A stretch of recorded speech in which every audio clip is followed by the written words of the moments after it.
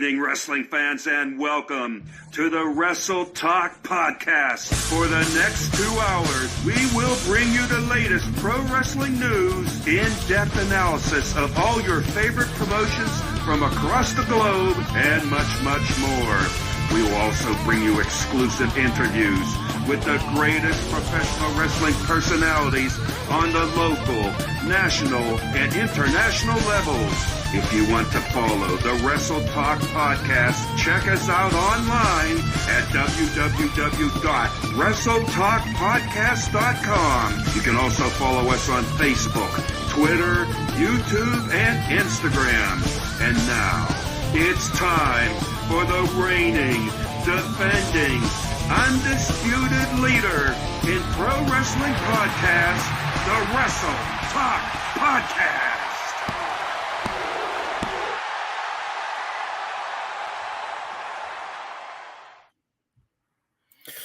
Oh, good evening, wrestling fans, and welcome to episode 426 of the world famous Wrestle Talk Podcast. My name is DJ Big Sexy, the Road Dog, Chris Rodell, and we got 2 hours of great wrestling talk and a whole lot of fun.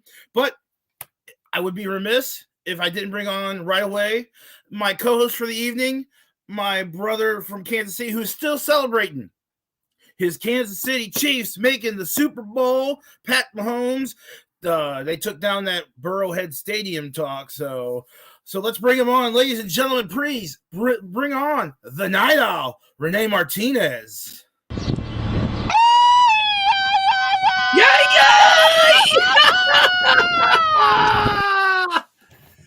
¿Qué pasa? ¿Qué pasa? ¿Qué pasa? Loyal members of the Wrestle Talk family, what a wonderful evening it is to welcome everyone, Rodell, to episode 426 of the Wrestle Talk Podcast. And the comment section is already on fuego.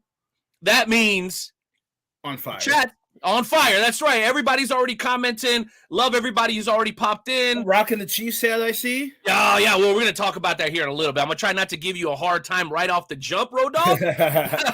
I was talking a little bit of smack just because of the just a wee bit, and it's all taken, in fun and in charity, because obviously I empathize with you losing your football team a few years ago as a native St. Louian. So I know you got to give us a little crap, but listen, the bandwagon is wide open. I'm going to be the first to give you that opportunity that if you want to jump on the wagon and become a full-fledged member of the Chiefs Kingdom, Rodell, that's fine. We got no heat. We don't even want you to renounce your old team. But if you want to come on board to where the winning is frequent, come on over, my guy, because you are more than welcome. There's plenty of room on the Chiefs bandwagon. Oh, Jalen Hurts won me a fantasy football championship this year, so I'm probably going to be a little loyal to him. So last week you were a Bengals fan. This week you're an Eagles fan. Come on, Road Dog. Come on, man. If you remember my post from after the championship, I predicted it was going to be a Eagles-Bengals Super Bowl. So correct, yeah, and both great choices, but not the correct choice in one instance. Anyway, we'll get into the football chat maybe a little bit later if there's time, but I think the folks tune in here for good old-fashioned pro wrestling, right, Road Dog? Well, yeah, we had a big weekend of wrestling. I mean, there was this little event. I don't know if you've heard of it before.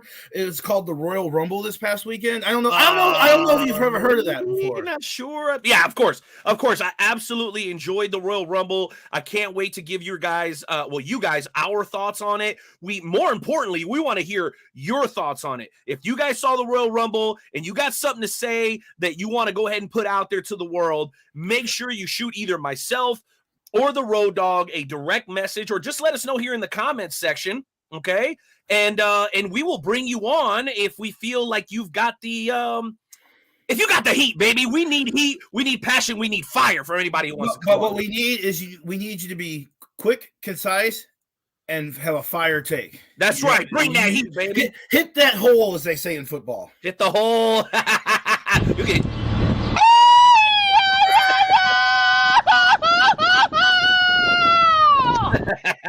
Hit the hole hard, baby. They say hit the hole, but that's not this type of podcast.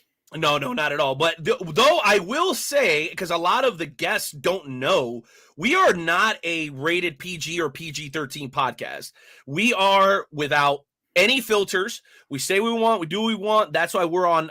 That's why we're on the internet. The beauty of this internet is that we can talk about whatever the hell we want. And when people try to come on and give us heat, remember a couple of weeks ago that crazy lady that was talking shit never popped back up. We shut her down, put her in her place. And honestly, we come to find out that person had like 5 burner accounts. So we don't play that. We don't play that, right, Road Dog? We don't play that. We try to keep it as PG as possible, but occasionally we get fired up. We say a cuss word here and there. That's right, man. But we got to keep it authentic, man. We got to keep it official, like a referee with a golden whistle. Is that fair to say? Right. Yes. All right. Beautiful. Road Dog, you and I are in the driver's seat for episode 426. A little bit later on, guys, we've got a very special featured interview. I think this may be the first time we're doing this. We're actually interviewing 2 guests at once because they happen to be a tag team. Team Chancla. That means Team Flip Flop. Okay. The Kansas Luchas, Bruiser de Valencia, and Angel de Paz will be here in the second hour. But you know what that means, Road Dog? That the whole first hour, we want to hear from the members of the Wrestle Talk family. We want to see you in the comments section. We want to see you on the broadcast. We'll send you a link like we talked about a little bit earlier. We want you guys to be fired up, and we want you to hit that like, that subscribe, and most definitely hit that share button, guys. We want the Wrestle Talk gospel to go far beyond the reaches of the people that are watching right now, because we work our butt off to try to give you guys good content. We're not as flashy as some others. We don't have everything put together, but you know what? Our content, our conversations, and our character, bro, set us apart, second to none, no questions asked. I'm sure you agree with that, right, Rob? I agree. I think we're going to have a good talk because, with the Royal Rumble happening this weekend, there's a lot to talk about. There's a lot that's come out of that this week, I mean.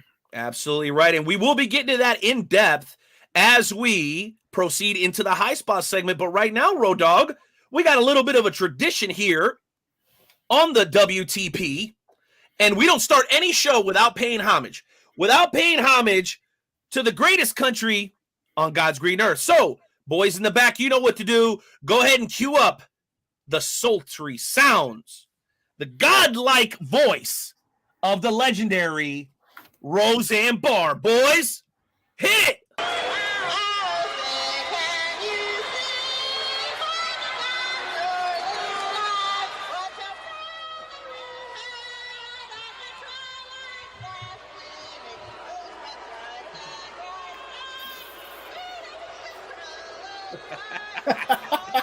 So bad.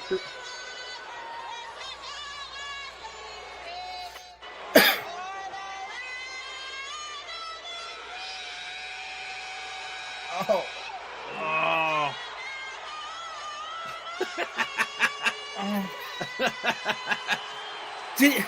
I don't think I ever caught up until now, but she laughs halfway. She laughs halfway through it, and I think even Shiki's got some thoughts on that. Fucking bullshit! Oh boy, here we go. Here we go. All right, real quick, our boys over at CR Media, shout out to you guys, man. I-70 Hot Tag Podcast doing big things. Not to be confused by I-70 Sports Media, completely different company. Those guys are our sponsors, but we still got a lot of love for the Hot Tag boys. It says, oh shit, I came to see the Night Owl, not 2 ponchos. Well, there you go. See, that's what I'm saying, bro. I told you, Rodell, people don't believe me. People show up to listen to the host. Everybody believes that it's about the guests, and I got none but love and respect for the guests. But, bro, the money is right here. You see this right here? The money maker, okay? That's you and me, Road Dog, and it looks like you even showered today, so I'm very proud of you. I shower every day, very man. proud of you. Oh, shout out to our boy Michael Earl Pam, representing the no side of the Midwest. What's going on? Aaron Wallace, welcome to the broadcast. Killer Thorn, hello. Susie Haas, hello. Shouted out our boys at CR already. Let's see who's in here real quick. Just quick shout out. No. Chase, what's going on, Poppy? Good to see you. Bogan even, I don't know how to pronounce that, but respect. Thank you for being here. I can't believe you got Violencia and Paz. You're supporting them. But anyway, thank you for being here nonetheless. And then Road Dog, before we move into high spots, I got to make sure I bring this to everyone's attention. Guys, we are looking to travel as the Wrestle Talk Podcast and spread the Wrestle Talk Podcast gospel. We're looking to continue to do incredible giveaways. And by the way, we are giving away this Mankind lunchbox today. So if you are interested in it, please continue to share this broadcast and support. Make sure that you like, you subscribe, you follow, all that kind of stuff. And if you can't do any of that, just send us a couple of stars.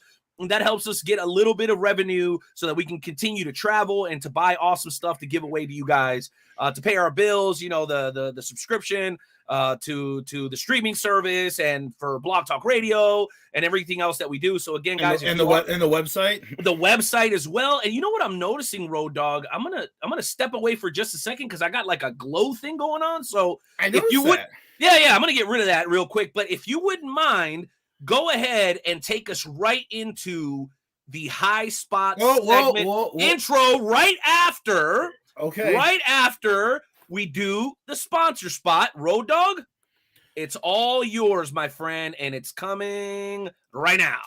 All right, here at the Wrestle Talk Podcast, we'd like to thank all of our great sponsors. Royal Mills Transportation, the CEO, Dewan Mills, will take care of you there. Rathbun Engraving, you get those beautiful Wrestle Talk Podcast mugs, just $20. Nobleman's Barbershop Lounge, Casey, Missouri. Kincaid Arcade at Oak Park Mall. Interstate 70 Sports Media, the one and only Jeremy Karp. I got a little thing to say about that here in just a second.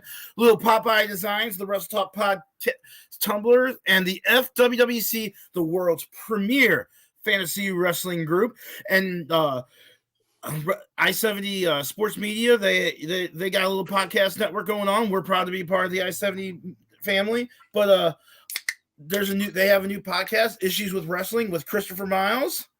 And your camera is not, you're on black. So what? You're black right now. I can see you backstage, but I can't. You're black right now. You think you're frozen, but I think I see myself on the screen pretty well. Let me exit and I'll jump right back in. Okay. But anyway, I-70 Sports Media, the Issues with Wrestling podcast. They just had their second episode with Christopher Miles. I was happy to be a part of that episode with Chris Vaughn and the unstoppable Tommy Davis here in St. Louis. I don't know what everyone is seeing. So if someone can let us know what they're seeing of Renee. Yeah, folks in the comments section, I see my image coming through perfectly. But I don't know if everyone else can. So at this point, I know you can hear me, Road Dogg. So we'll just roll with it. Right. We can. I can hear you. I can hear you perfectly. So okay. Perfect. Apparently, I know you probably were trying to hide this comment, but there was a comment from someone that we've had on the show before, Richard Richards. You mean Dick Dix? That's who that is. And he rolls his eyes when you said moneymaker because he said that we're moneymakers. So no video? Are you guys serious right now? You know what? Why? Okay, you were talking about skipping comments. I was gonna skip no comments. What about this? How come you skipped over that, Road Dogg? I just saw it pop up. I was still scrolling up to get the other comment. So all right, let's try this real quick. All right, I'm gonna try to go solo real fast. Sorry. All right, guys, let me get a thumbs up or thumbs down. Are you guys seeing no video? I see black screen. Am I still black screening? Black screen, but and your thumbnail at the bottom backstage, like if you were backstage, shows that you are that you're kind of frozen right now. So. All right, no worries. Well, I'll let you go ahead and cue us into high spots and get us started. Okay. I will get this resolved, and I'll be right back. Is that okay? Yeah, let me get the high spots segment ready to go. Ladies and gentlemen, it's time for the Wrestle Talk Podcast High Spots segment. Mic check. Yeah. All right. Wrestle Talk Podcast. DJ Money. Yeah. Let's go. Welcome to High Spots, where we pop news like clear chops. We talk shop, coming through the screens of a laptop. And non-stop like I'm running speakers of blacktop. We hit hard like chair shots and backdrops. Like a clock flash, look like a barely fly. Now that's hard. We up to speed while they stay slow. Wrestle Talk Podcast, now they know. We about to start the show.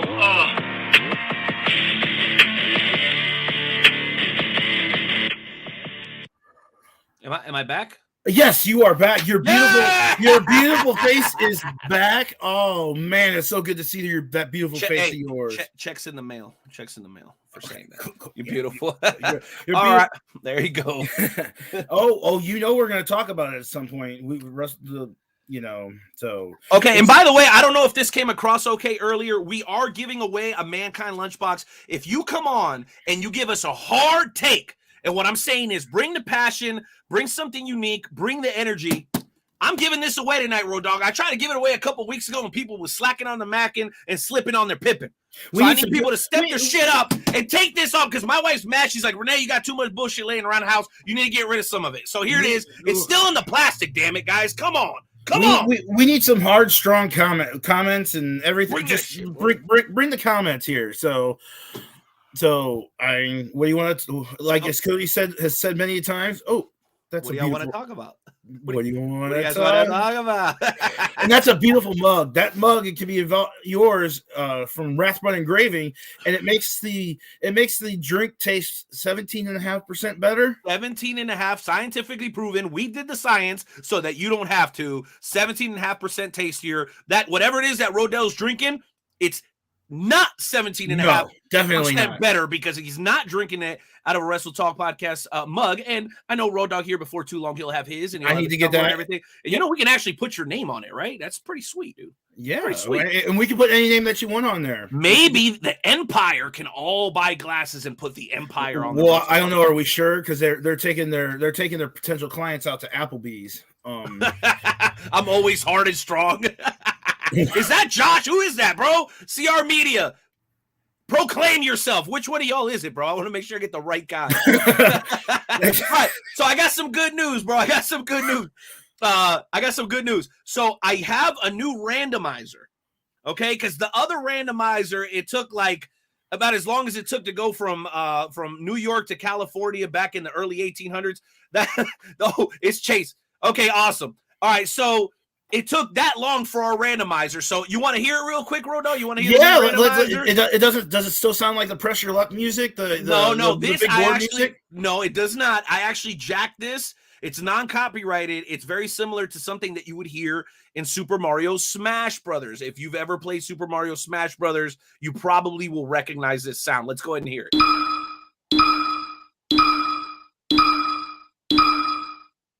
That's it. Just a 5-second countdown. Boom. And then the first topic pops up. So why don't we go ahead? Josh doesn't have this much.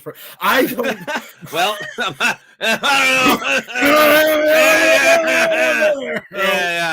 yeah, exactly. That's how Bengals fans were feeling after this last Sunday.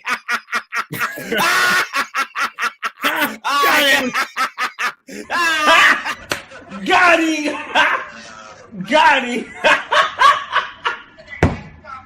Okay, well, there you have it. All right, ladies and gentlemen, let's go ahead and hit the randomizer, Road Dogg, and get our first high spots topic up on the menu, sir. Are you excited? Or are you ready? Let's do this. Let's do this.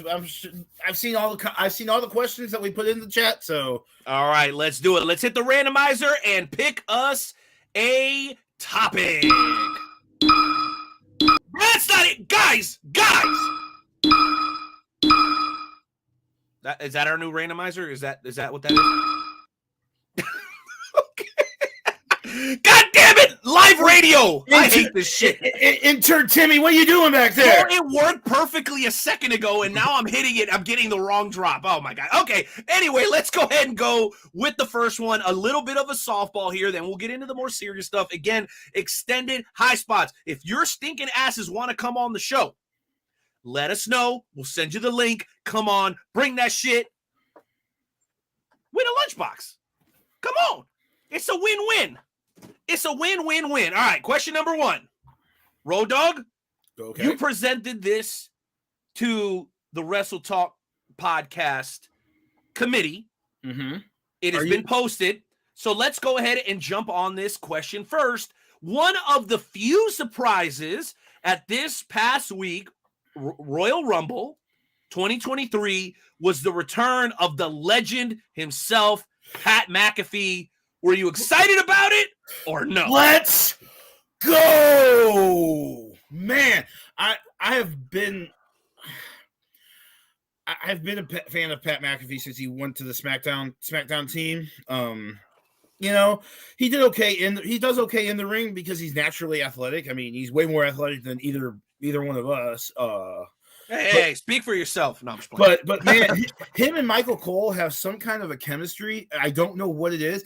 And apparently they didn't tell Michael Cole that he was coming out. That was literally a live action response from they were starting the show. They were told to start the show like you normally do, and then all of a sudden you hear Pat McAfee's. The crowd went crazy for it. Corey Gray's reaction was great. I mean, Corey and Pat play off really well together. I mean, absolutely agree. And here's what I find beautiful. For the longest time, whenever you listen to commentary in the E, it was always an uber high level of professionalism, as it should be, because they wanted to be taken very, very seriously. Media and entertainment has changed. The advent of the podcast, the direct-to-consumer type presentation, allows for a little bit more legitimacy in personality and authenticity, Road Dogg. And what you get from Pat McAfee is you and me. We have a voice at the commentary table because no one is a bigger fan, and you can just see it on the guy's face, of the product than Pat McAfee. He's just like one of those Make-A-Wish kids that gets lucky and gets to do commentary, and he's just so excited. Like, that's the energy that I get from him, bro. And he brings this life to the commentary table, this sense of authentic fanhood that I think is hard to beat. I really believe that. And that's Pat McAfee in a nutshell. When he was doing College Game Day, he's the same way. I mean, when he was doing football games, he's the same way. He's got that, just like that real personality about him. It's just really great to see. And he's, like someone said, he has breathed life into the commentary. He's made Michael Cole like legitimate, like one of the.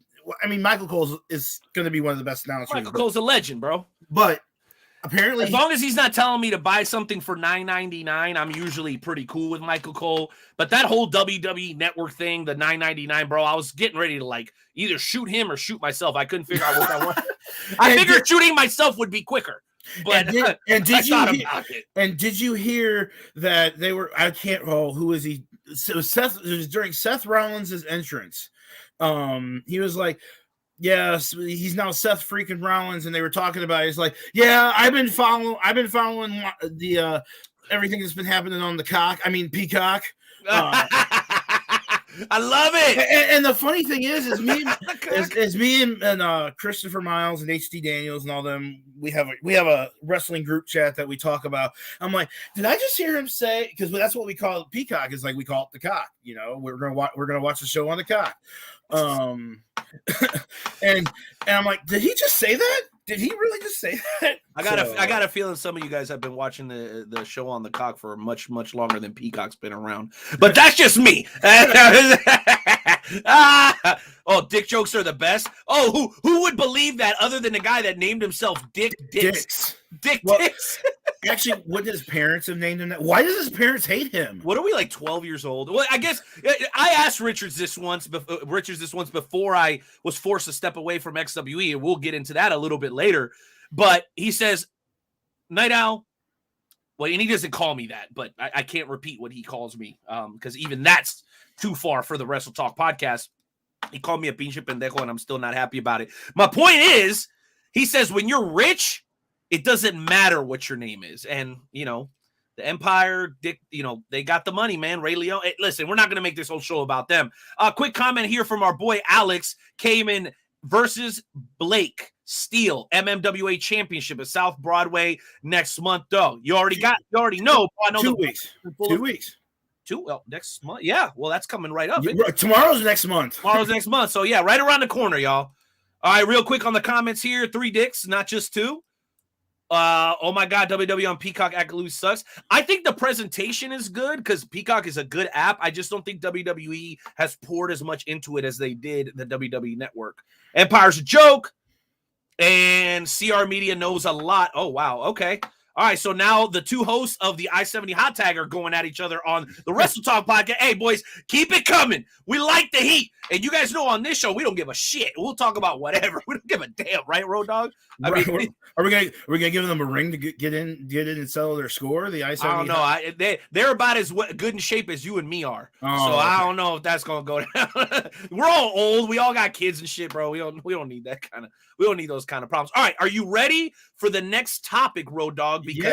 Because let me tell you what, we have quite a few more to go, and luckily today we've got tons of time because our first interview isn't until the second hour, which that's 2 for 1, baby. You can't really beat that. Can we try the randomizer one more time, please? This is getting out of control.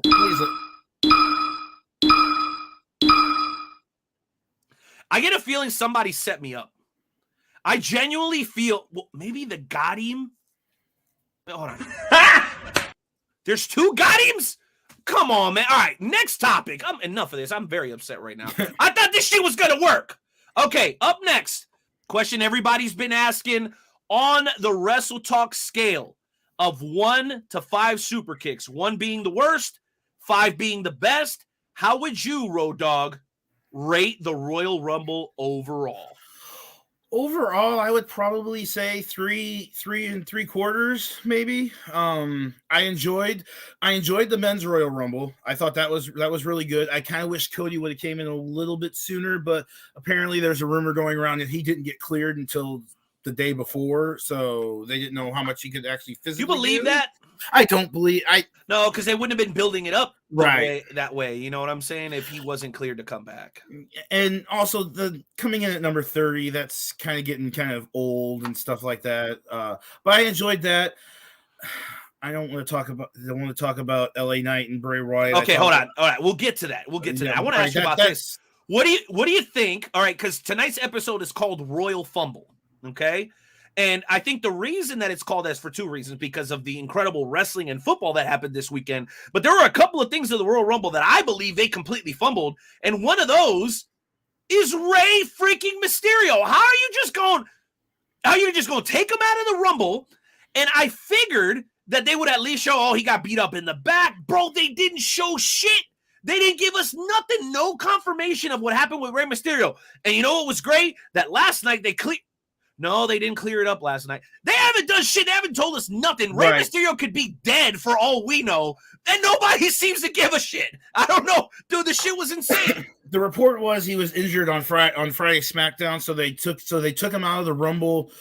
I don't know why, if you take him out of the Rumble, why you don't replace him, because you've got a locker room full of people. You got throw Dolph Ziggler in there, throw Mustafa Ali, Shelton Benjamin. I mean, you have so many people. Almost.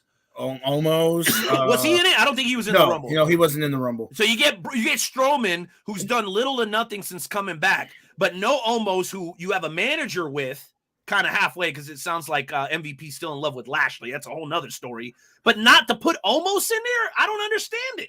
The only way it makes it work is that it advances the Rey versus Dominic storyline, because he came out with the mask, and I think that was probably a last-minute thing that they decided to do, even though Dominic couldn't rip the mask up for some reason.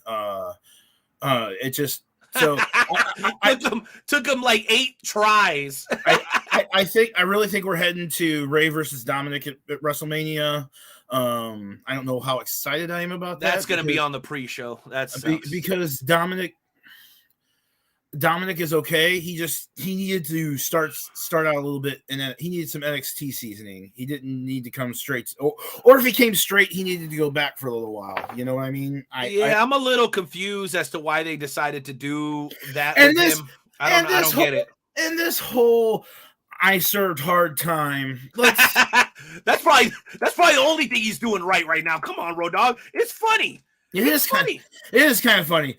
I mean, I was having a conversation with someone about Baron Corbin. Oh my god! That the only good thing, the only mildly entertaining thing he did has done was his broke Corbin stuff when he was coming in with the dirty shirts and asking for money, and that was so good. And the lone wolf gimmick right in the beginning. Well, that was okay, but he's always been kind of boring to me. Okay, I understand that. They made him a monster at first, so it was intriguing. It was at least intriguing. But once he went to the Constable Corbin and then King Corbin, and now he's happy. No. And by the way, I know this is totally unrelated to WrestleMania, but could you have absolutely completely discredited a pay-per-view more than what they've done with the King in the Ring over the last couple of years? I mean, they even squeezed the King in the Ring into a whole nother pay-per-view.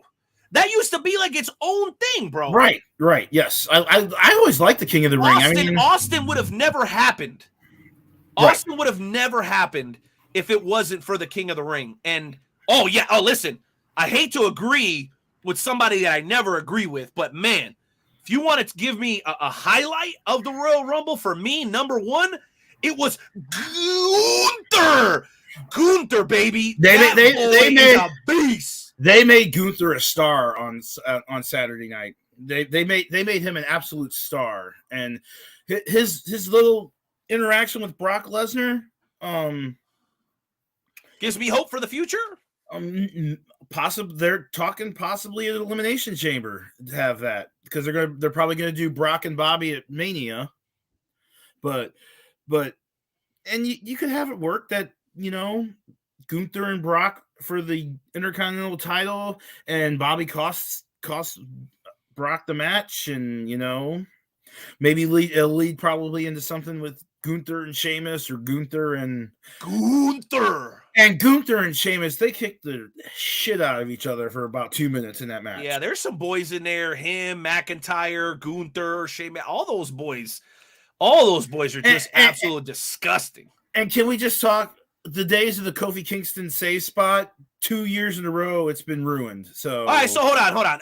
Fill me in on that. So last I saw, he had his foot dangling off the chair. Apparently, did they ever reference it again? No, they never referenced it again. Apparently, he may have hit his head against the announcer table a little bit. So, ouch, that sucks. So they had it set that, but I don't know if he was possibly a little bit injured on it, so I don't know. Disappointing. And the sad part is that you knew that he was only there for that. You knew that there was about a 1% chance that Kofi King might win the Royal Rumble. So for him not to get that moment, I think is kind of double painful, because he was one of those guys that, not that I would put him in the same classification as Chad Gable, but there were some guys, six guys, maybe 8, that you were like, there's no way this guy's winning. Like 0. Right. There was a bunch of guys that like maybe, and then there were like 4 or 5 that were like probably. You know what I mean? But I think Kofi, unfortunately, was in the other side. Yeah, but I think we all kind of figured that it's probably going to be a Cody Rhodes Royal Rumble win. I mean, maybe with an outside chance of a Seth Rollins pulling it out.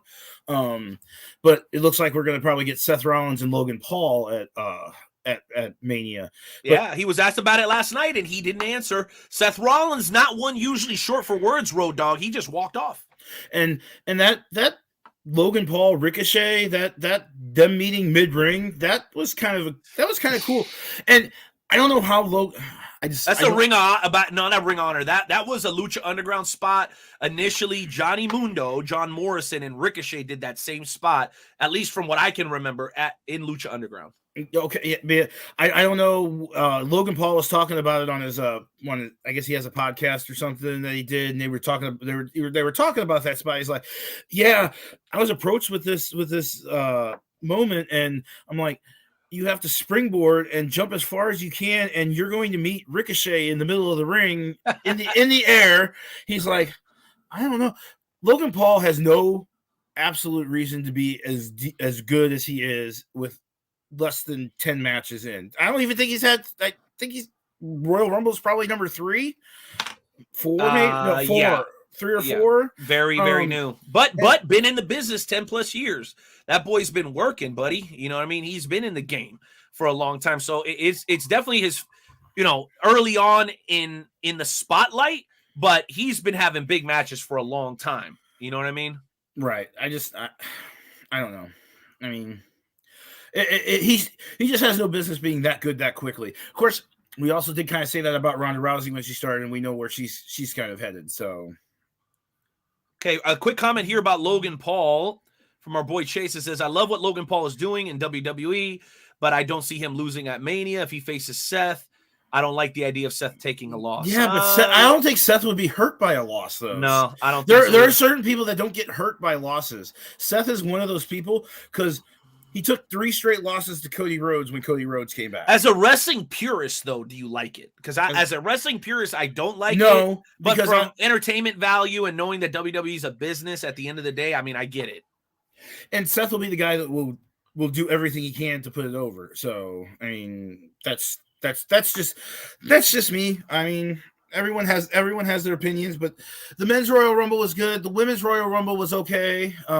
Rhea Ripley, mommy going. I'm gonna be honest, bro, and I love putting over the women. You know that I do. Anytime that I get a chance, there was just nothing. There was nothing of substance there for me. Carmella's back, but didn't show up at the Royal Rumble. You didn't really have any like legends, if I'm not mistaken. If you maybe you can correct me, were there the only one was Michelle McCool, and she came from the front row. I don't know. And there are some people who are like, I don't even know if that was planned like ahead of time, because Michelle McCool had been talking all week on Twitter and Instagram that she wasn't going to be a part of the Rumble, and she was front row, and that's where she came from. So took her earrings off and jumped in the ring. So. All right. Well, listen, we do have the CEO joining us for continued high spots. We are going to touch on a few FWWC topics, but man, we got to shift gears here, Rodell, because I told you we were going to start off with some of the softballs and then move into some more challenging questions. And yeah, absolutely, man. We got to spin a Rooney, baby. That was a huge moment. Booker T looks better in his late 50s than I do in my mid 40s. So, no, and that's something they did in Fumble. I think they did the Booker T thing fairly well. I think they handled that properly. That was well done. Well done. Okay, so moving on to the more volatile topics. Here's our next one. High spots. How or would you have done anything differently with the Sami Uso storyline? Now, I left this very generic, but I think you know what I'm saying. Right. Yeah. The way that he turned, when he turned, everything about the turn. Do you think it was perfectly executed? Was there something missing? Was the timing off? Tell me how you perceived the eventual, I think we all kind of saw it coming, Sami Uso turns on the bloodline. Give me your thoughts, Road Dogg. I have been a huge fan of this storyline maybe not at the beginning because I didn't quite understand it. And it was only supposed to last like maybe 6 weeks. And it started to get over with the crowd. The crowd loved it. Then that leads to merchandise being sold. That makes more money into the pockets of everybody. So I love the storyline. The thing is the ending of it. It worked. I mean, it really did, because it's not more necessarily of him turning on the bloodline. It's him saving a friendship. You know what I mean? His longtime best friend, Kevin Owens. I mean, he wasn't going to take out Kevin Owens. And if you noticed it kind of played out with Roman getting hit in the back. If you remember when Seth Rollins turned on Roman in the Shield, it was a very similar type move where he got hit in the back and he leaned forward like that. The very interesting part of it is going to be the Jey Uso part of it, I think, because Jey was never a fan of Sami at the beginning. Then Jey saved Sami on Tribal Court. Yeah, about a week ago. You're right. And now Jey is conflicted. And Jimmy's the one that's like, you know, I'm your brother, not him, all of this. And about an hour before airtime, Sami Zayn put out a tweet which was awesome. It showed a picture of his trash can, and he had like pictures of like him and Roman and the honorary, all the stuff he had up on his wall, right? That he had up on his wall, all around his trash can. So I thought that was pretty cool. So your answer is you would not have changed anything. No, correct? I don't think I would change anything. I think it's going to lead to Sami and Roman at Elimination Chamber, since it's in Montreal. And, go ahead, keep going. I'll read this off as soon as you're done. And I think it's going to lead to Sammy and Roman at Elimination Chamber, and then you're probably heading towards Sammy and Kevin versus the Usos at Mania for the tag titles. Well, after what happened to Kevin a couple of nights ago, I hope Sammy survives that Elimination Chamber match if it happens. Quick question here, or I should say comment from our boy Chase over at CR Media. Obviously The Rock, but also I don't like him doing it in the middle of the ring with everyone there because it still looked weak with everyone beating his ass. See, that was my thing. Like, all right, so it was for me, it was two things. Number one, I like that they waited until after 11 o'clock to do this. I'm glad that they didn't do this earlier in the show because I don't know if I would have felt comfortable because I'm trying to get my 11-year-old daughter into wrestling. I want her to appreciate it and to like it. I don't know if I would have liked her watching what the Bloodline did to Kevin. There was some real brutality and some awkward kind of uncomfortable moments, which as a mature fan, I loved. But if that would have happened earlier, I probably wouldn't have been happy. That's not something I would want my 11-year-old daughter watching. Because it felt, and I don't know about you, Road Dogg, I'm a kind of a feelings guy, a spirit guy, a vibes guy, and you could just feel there was like this uncomfortability even in the crowd watching what the super kick after super kick after super kick after, and then you bust the handcuffs. I mean, it was a little risque compared to what we normally see in WWE. But did it work? It absolutely worked. And the only thing, and I'm going to have to echo what Chase says here, was it almost came across like when Roman kept positioning himself in front of Sammy, like I think at that point, even before it happened, you go, there's no chance this doesn't happen now. Because he went forward and then Sammy, I don't know, bro. They kind of gave it away a little bit to me. Like when it happened, it wasn't like a complete like, oh my gosh, Sam. You know, it was like I kind of saw it coming. You know, so but again, can you get everything perfect when you're doing it 100% live in front of 50,000 people? Absolutely not. But if I could have changed anything, it would have been just that element of surprise that Sammy somewhat gave away to me, just with how long he waited to actually do it. But that crowd, when he landed that chair shot to the back of Roman Reigns, that crowd was really, really loud. That pop was that was a pretty darn good pop. And I really think that Solo Sikoa is probably the best of them all because he has one expression. He sold that shit like a mug. He has no other expression other than he's pissed off and. It's a good expression. It works for him. He looks like me when I get hungry. So exactly.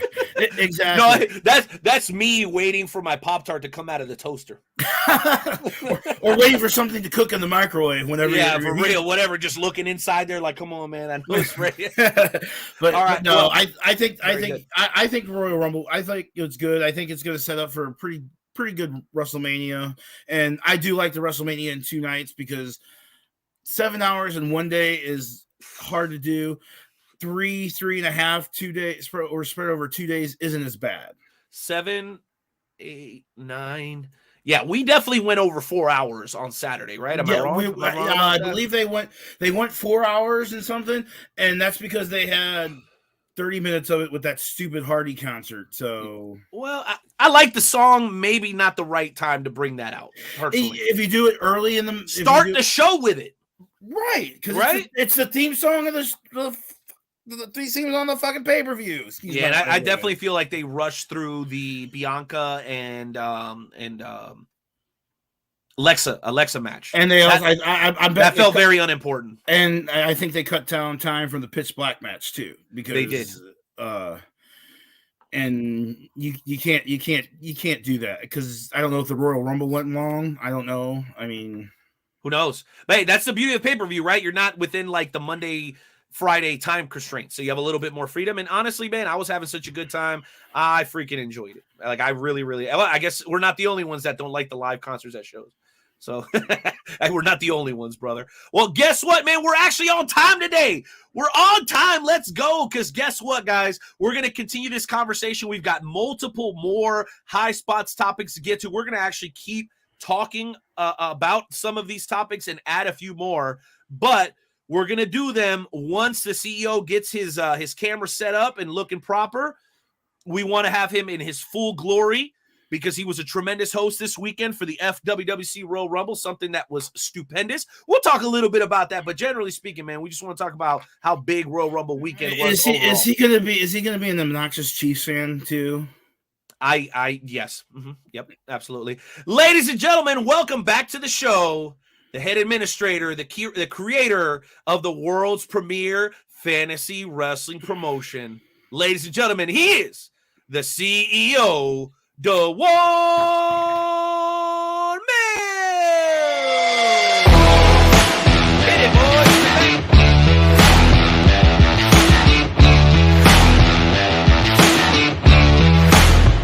You see that? Annoying? You see that? You see that? Can you see me? Can you hear me? Look. Get a good.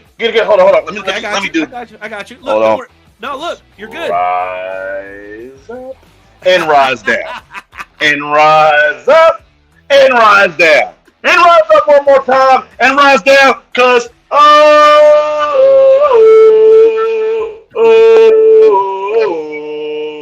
Big Sexy Chris asked, am I gonna be annoying? You damn right I'm gonna be annoying. Because the Kansas City Chiefs are going back to the Super Bowl, baby. We are coming off one of the best weekends I've had in a very, very long time. What's up, Wrestle Talk? How y'all doing, baby? What's good? I will admit, in our Wrestle Talk podcast live chat, I was talking a little bit of smack. I predicted the Bengals to win, and I may have called it Burrowhead Stadium. I don't remember if I did or not, but... Yep.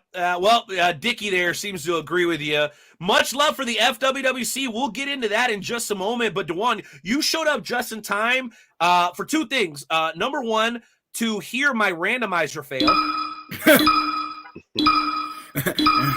Don't go there. Don't go there. I'm going to try again just for fun. I'm going to try one more time.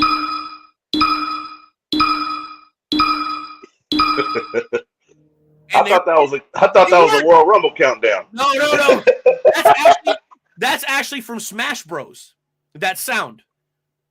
Yeah, that's our new randomizer. And so what the randomizer does, CEO, is it pops up our next high spots question, and you can read it there at the bottom. We've been talking all Royal Rumble today. We're gonna get into FWWC. We got about 10 minutes or so we got a little time. Let's roll. Days, okay. Let's go ahead and have you take this question. I'll go ahead and read it off. It says, what are your thoughts on the pitch black match at WWE Royal Rumble? Give it to us straight, baby. I'll be honest, it wasn't what I was expected, but it was so damn commercialized. I mean, you might as well put Mountain Dew in LA Knight's ass. Like, seriously, you had Mountain Dew in the ring, then you had the neon lights and all that. I mean, it wasn't what I was expecting. I dead ass thought they was going to be in pitch black. Like, you see the lights here? If I turn these suckers down, you wouldn't be able to see my black ass. So I literally thought it was going to be a pitch black match, but what it was a damn commercialization of Mountain Dew and the highlights of the neon and the rain. I mean, thank God I wasn't doing acid, but it probably would have looked cooler if I was doing acid. I'm just saying. It looked like I was at a freaking strip club or something. Like, not that's true. I wanted to make it rain. You know what I'm saying? Y'all gonna be mad. Y'all gonna be mad at me. The only time me and Chris agreed on something. Yeah, that's a first. We're like the little monsoon and Bobby the Brain. Funny. Your room right now looks like a pitch black match. That's what the hell it looks like right now. All right. Number two, I got a bone to pick. We got 11 people watching live, right, on Facebook and more on YouTube and Twitter, but only 4 likes and hearts. Come on, guys. I know y'all are out there. Smash that like button. Smash that heart. Hit that share button. Do us a favor, man. We're working our asses off just for you. And if you don't feel like doing any of that, we get it. We understand. Not everybody's that kind of person. They don't want to let, their shit be heard out there. You can always send us stars as well. That's something that we're doing now. We're asking people if you happen to be watching us on the socials and you got a couple extra bucks lying around, man. We're giving away awesome prizes. I mean, look at this thing, Dewan. Yes, that's badass. Mankind lunchbox. Brand new. I'm basically dying to give this away to my people. I'm just waiting for my people to show up. Do we have like a 30-day prize clause? Because I just got the hoodie. I mean, I'm not afraid of prizes, you dog. You know what I'm saying? All right, here's the info on that, guys. Just go ahead, and if you guys see where you can donate some hearts on the live stream, just hit it. It's $1, $2, $5, whatever you guys want to pitch in. We're looking to travel to the Hall of Fame and bring you guys great content. I'm almost done editing all the footage from Cauliflower Alley Club. You guys know maybe someday we'll go back to the watch parties. We're bringing you all the best guests. So yeah, hit that like, hit that subscribe button, hit that heart, keep the vibes rolling. Here's number 2. Okay. You remember, and Rodell, this is gonna go right over your head. Do you remember the opening scene of Belly? Yes. With Nas and DMX with the Yes. that was it. And Bray had the red ones. Hell All yeah, I needed was LA Knight to go out there smoke some blunts. You know what I mean? It would have been a wrap. You know what I mean? I know who did smoke some blunts, but we'll keep that. Yeah. Oh Lord, jeez. Anyway, it was a long night. It was a long night. But anyway, listen. All right, so Rodell, I got to get your thoughts. I know you kind of already said a little bit, man. What would you have done differently with the Pitch Black match if you didn't like what they did on Saturday? I'm curious. I don't know, because I don't know how. I wonder how they came up with this concept. I mean, obviously that they're getting paid for it. And I don't know if anyone's ever drank Mountain Dew Pitch Black. I don't know how it tastes. Apparently, I'm a Diet Dew guy. This is me. Apparently, it's a sour grape type flavoring, and that's not something that would appeal to me. And I'm not really a Mountain Dew type person. I don't do a whole lot of caffeine. Occasionally, I'll do a Mountain Dew if I'm like tired or anything. Rodell, fuck your taste buds. We're talking about the match here, okay? What the fuck? But anyway, it just really didn't do anything. It didn't do anything. I mean, I don't know. It's not. Some me. people liked it. Okay, like that. They also make a Pitch Black Zero. Okay, I'm gonna have to try that out. I will say this though, my favorite part. I guess people do care, Rodell. Everybody's giving their opinion on Mountain Dew, so my bad. I digress. Right. You were right. Now, I was wrong. My bad. I will say this. My favorite part was when Uncle Howdy jumped his ass off the stage right on the LA Night. That was the best pretty part. wild. That was wild. Like, yeah, he finally Do you know jumped. who Uncle Howdy is yet, though, guys? Any guesses? Jeff Hardy. Only Jeff Hardy can take a bump like that. No, I think it's Bo Dallas. Yeah. I'm joking. I don't know that. Looks like somebody a little chunkier to me. Possibly. To me. Okay, awesome. All right, Dewan, we got one more for you before you go. And we are covering pretty much all the high spots questions today. Let me see here. Pitch Black. Ooh, we got some good ones here. Okay, here's a good one. And we talked about this a little bit earlier. Who most unexpectedly stood out to you the most in both the men's and the women's Royal Rumble? And please allow me to go first, because you already know what my answer is going to be. You're going to take my answer too. Gunther was the best thing in the men's Royal Rumble. This dude, and Rodell said it perfectly earlier, it was a Gunther coming out party this past weekend, and I've been banging that drum. Those that listen know that I've been banging that drum for a long time. CO, who in the men's and women's Royal Rumble matches stood out the most to you? Surprisingly, somebody you didn't expect. I hate to sound like a broken record. I have to give it to Gunther, man. The man set an all-time record. 1 hour, 11 minutes and 20 seconds or something close to that. He set a Royal Rumble record being involved in the Rumble. And that takes a lot. That takes dedication. That takes conditioning. That takes a lot of effort, man, and a lot of planning. May I say, I didn't know you could book a Royal Rumble match, though I thought they were randomly throwing guys out there. No, this Royal Rumble match was booked excellently. It was superstar after superstar after superstar. Great. As far as the women's, I'll be honest with you. I have to say Asuka, or as some may know her, Ghana. Ooh. Yeah. I like the face paint that she the did, face bro. paint. Yeah. That she bring about the New Japan, baby. She bring about the legit. She's bringing back her roots, man. So amazing Royal Rumble. Both matches were great, even though Cody took like an extra 20 minutes to get his shit off. And Rodell, that's why it went long. That damn Royal Rumble was from 7 to 8:30. There is no way in hell. That's usually like that half a match. pay-per-view. It's half a pay-per-view. Right. Cody had to get his shit off. He had to get his moves off. Once him and Gunther were in the ring, 10 minutes max at that. That's why we didn't get in bed. That's why the damn pay-per-view didn't get over to like 11:30. Ridiculous. Ridiculous, Fine, dog. Bro. Hey, it's like Wrestle Talk. When the content's that good, it's okay to go over 47 minutes on your time, right, Road Dogg? I'm saying, dog. Name a time that we've ever gone over on the Wrestle Talk podcast. Okay, last every week. time. Every time. Love that. We do double Wrestle Talks on Wrestle Madness nights. So Miss Mills in the house. Wise Mr. CEO. I know, right? Guess we better behave ourselves or something. I've been around Alicia long enough. She likes shenanigans too. She likes to get down. Hell yeah. Good time. But it was a great show, man. Great show, no complaints. Absolutely. And it was especially cool watching it with the amigo, the Night Owl. Yeah, we had a good time, man. And Sonny Money Mayo. Yeah. And most importantly, the Chiefs going to the Super Bowl. I mean, Saturday and Sunday was great. It was awesome. It was a long ass weekend. Hey, the FWC was awesome. I should probably put the war chant in the drops, huh? Possibly. Yeah, if we win, I'm gonna add it. I'm gonna hit that for Rodell for probably about 2 months after we win the Super Bowl. Every time. Night Owl. Oh, no, I got a question for you. And if we got time, I'll let you ask me a question, bro. Okay. We got 4 minutes and some change. Yes. FWWC Royal Rumble. I see you don't have notes. I see you don't have no bullshit. Right off the top of your head, bro, tell me, same question, different promotion. Who stuck out to you? What programs, what people? And I'm not just saying new guys because it's easy to put over the new guys. I want you to tell me who stepped up to the plate big time for FWWC Royal Rumble and maybe somebody who probably could have performed a little bit better. And I know it's not all wins and losses in the FWWC. So give us your best, most concise answer, sir, because the people want to know. I have to honestly give it up to Killer Thorn. I got to. I really do.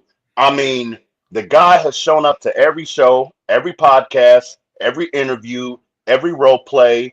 Nothing against all you guys, but the reason we established the FED, that is the FWWC Evolution Developmental, was to bring about guys like Killer Thorn, and he stepped the hell up. Someone I wish it could have done better, Daniel Grimm. That's a whole nother commentary. That's a whole nother conversation. But the FED has really shown me that when guys really legitimately want to be a part of something, they will make time to do it no matter what the circumstance. So that's just my two, man. Main roster did good, but the FED really stuck out, and it was a hell of a way to close season 10. I'm going to recap everything on Thursday, all the matches, all the superstars, all the ins and outs. That's why we're not really talking about it tonight, because this Thursday will be basically the season 10 close the show. For anybody asking me about season 11, listen, this is one announcement I can make. We ain't doing shit until after the Super Bowl. Know that. Know that. Damn it. We ain't doing nothing. There will be no matches. There's no content until after the Chiefs become victorious in the Super Bowl. Then we'll get on to the business. But for now, enjoy your break. We're going to have a great time. So what happens if the Chiefs don't win the Super Bowl? DeJuan's firing everyone. Yeah, I'm going to come to St. Louis and He's kick gonna your fire ass. everybody. I'm going to come to St. Louis and kick your ass. Yeah, Road Dogg will beat your ass, bro. Straight up. But it was a great weekend, man. Great energy, great vibes. FWC kicked ass. WWE kicked ass. Chiefs kicked ass. I couldn't ask for a better weekend.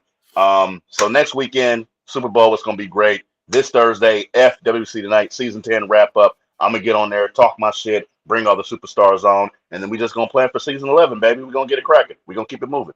Oh, guys, this is shut your dirty whore mouth, Road Dogg. Oh, Jesus. Jesus Christ. Wow. Wow. See if bring I up football a little bit. See if I come on your podcast. No, just I'm kidding. Hey, Thomas. Jesus. The energy, baby. The energy.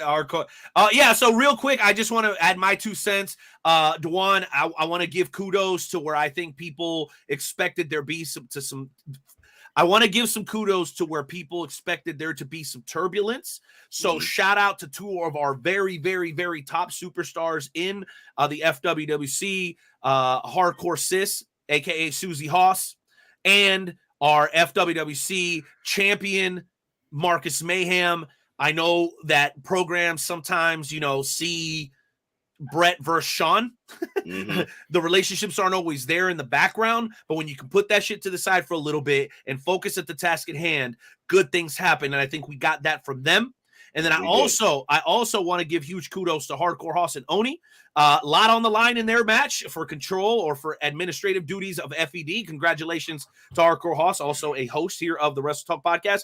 And then lastly, all the FED guys really killed it, but the Alpha pivoting last minute, having a match, not against any old body that he could have guaranteed to win against, but to pick Theory, a.k.a. Famine, and to show up there and do a great job.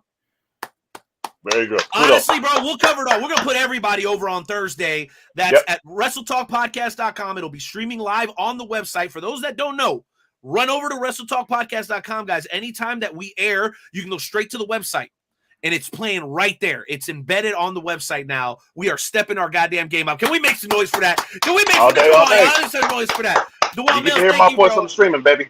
Appreciate it. Did you have a quick question for me before we go? How you feeling? You good? I'm good, baby. Hey, how's that Modelo? No, you left your damn Mountain Dew over here, bro. Come get that shit. Okay, I'll come get it. Legit, yeah. I give you another reason to come back. All right, I'm out, man. Mills. Peace. Peace. And he's gone, ladies and gentlemen. Hey, we got to move on, Rodell, because right up next, and we're only 1 minute behind schedule, ladies and gentlemen, he is your friend. He is my friend. He's also the gentleman that helps us with the Wrestle Talk podcast website. Road Dogg, have you seen the website recently? It's pretty fresh, right? Chef's kiss. Hey, mamma mia. Okay, well, this gentleman is in charge of managing the website and helping create kind of what you see today. Also, big, huge, massive wrestling fan, and he is our resident chaplain here, and he joins us every single week for a little segment that we call the Wrestle Talk Podcast Snippets of Truth. Guys, hit the music.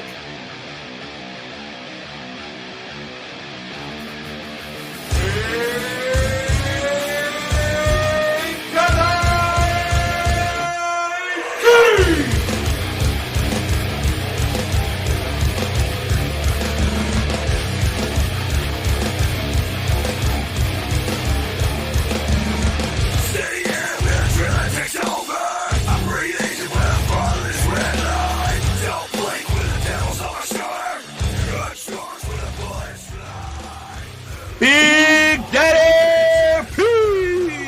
What's up, my brothers? How y'all up to? Having fun? How's it going, sir? Great, man. God is faithful. You know, we keep rolling. All is well. We can't complain. Thank God we finally got past the Royal Rumble. God. You know, I was listening to this last portion, and I was thinking about all the things that took place in the last, I don't know, week or two, with all the rumors and all the buzz feeds and all the news things about what to expect. And I got to tell you, if we knew what was going to happen, would we still watch it? Yes. Because I knew Cody was going to win, right? We knew that. I certainly knew The Rock wasn't coming back. I mean, all these little things. And then it's like, okay, if they're like, recently, I just saw it tonight on NXT or in a commercial, either before it or during it. By the way, spoiler alert, if you are saving NXT for a future view, just be known there may be a spoiler here. So just no, I'm not giving any spoiler. I wouldn't. Okay. All right. But what I am sharing is that when you show me a poster of Charlotte and Rhea Ripley, that they're wrestling at WrestleMania, why? I mean, if we know Elimination Chamber's coming up and we know that there's going to be matches coming up, why would you even hint like this situation with Roman Reigns? It just seems like there's something they're trying to tell these stories, and I get it, but there seems to be like mix, like if I know there's a match coming up and that person can't lose because they got to wrestle in WrestleMania for the title, why even promote that? I That's never. A spoiler. That. It's a spoiler. Is that lazy booking or what? I mean, it doesn't make sense to me. Road Dogg, take that one. I don't think that anyone believes that Sami Zayn is going to win the title. That there's going to be, as we like to use the word around here, shenanigans that happen. But I mean, good word, by the way. It's a very good word.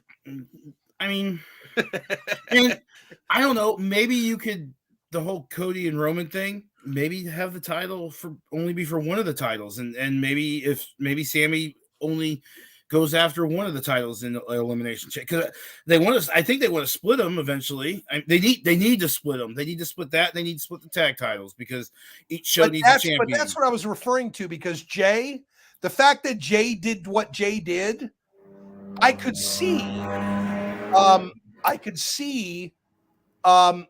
Sami Zayn and Kevin Owens being the new tag team champs. Mm-hmm. See it. It's as clear as day they can take the belt, but Jay walked away. So now that can't happen. Or can it? Because what happens at Elimination Chamber? There's more layers to this. I think we might know a little bit more on Friday. I don't know. I don't know. I like where it's going because Sami Zayn has been like the best part of wrestling here in the last year. I mean, to me, I love this bloodline thing. I will live and die on that hill, and I don't care what anyone has to say about it. It's a good hill. I mean, there was only 29 people, not 30. Yeah, no Rey Mysterio. We talked about that earlier. Not only that, man, they had a huge opportunity to do multiple things with multiple stars, and they just didn't do it. I loved it. I thought it was a great event, and 51,000 people. My God, man. That's AEW could never do that. So I actually saw something today on TikTok. I'm on the quote unquote hashtag Wrestle Talk section of TikTok here. I'm in different sections of it, but they were talking about they may need to think about expanding the Royal Rumble to do like they did the 1 year with 40 people instead of just 30. I mean, I don't know what anyone thinks about that. At least the men's rumble to go to 40. They don't know if they could do 40 women, but I mean, Booker T was awesome. That was a nice surprise. I wanted more surprises. We watched the Royal Rumble because we like surprises.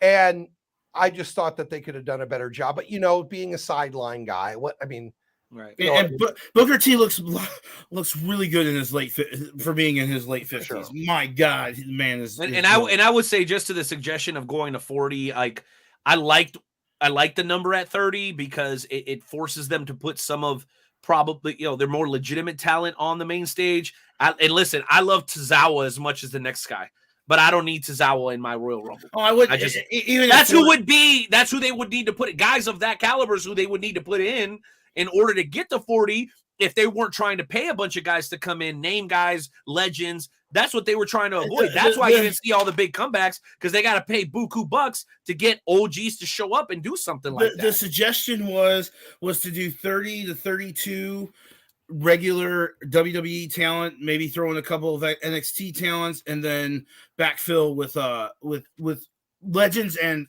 surprises. But they didn't even do 30. That was 29. I was like, why would they do? And they knew he was injured before he came out there. So why can't you throw someone in at the last minute? What I was hoping for. Woo, woo, woo. Know it. And I know Chelsea's there, so it could happen. There was some other choices that I thought could have been better. And there are a lot of people who liked the men's one being first and the woman's one being second. I guess I understand why they did that, because Brock Lesnar wanted to go home early. You think that plays a part in their considerations, man? I don't think so. That whole section between Brock Lesnar with Bobby Lashley. Let's bring the biggest guys out right in the middle, and then bring a bunch of just junk after. And with Kofi Kingston, and again, it's just like everything. It's just becoming a little bit predictable. I knew that Sami Zayn was going to hit Roman. We all knew. Told you, gave it away. That was going to happen. Gave it away. I mean, it was a little disappointing. But their events, the production's awesome. Their shows are doing great. They're selling out. I mean, they keep setting these all-time records. I mean, 30 years of Raw. 30 years. And this Raw had the most ticket sales out of all the other 30. The Attitude Era, all of that. That blew my mind, man. For as much as we bitch about commercialization, I know we were talking about that earlier with the Pitch Black match.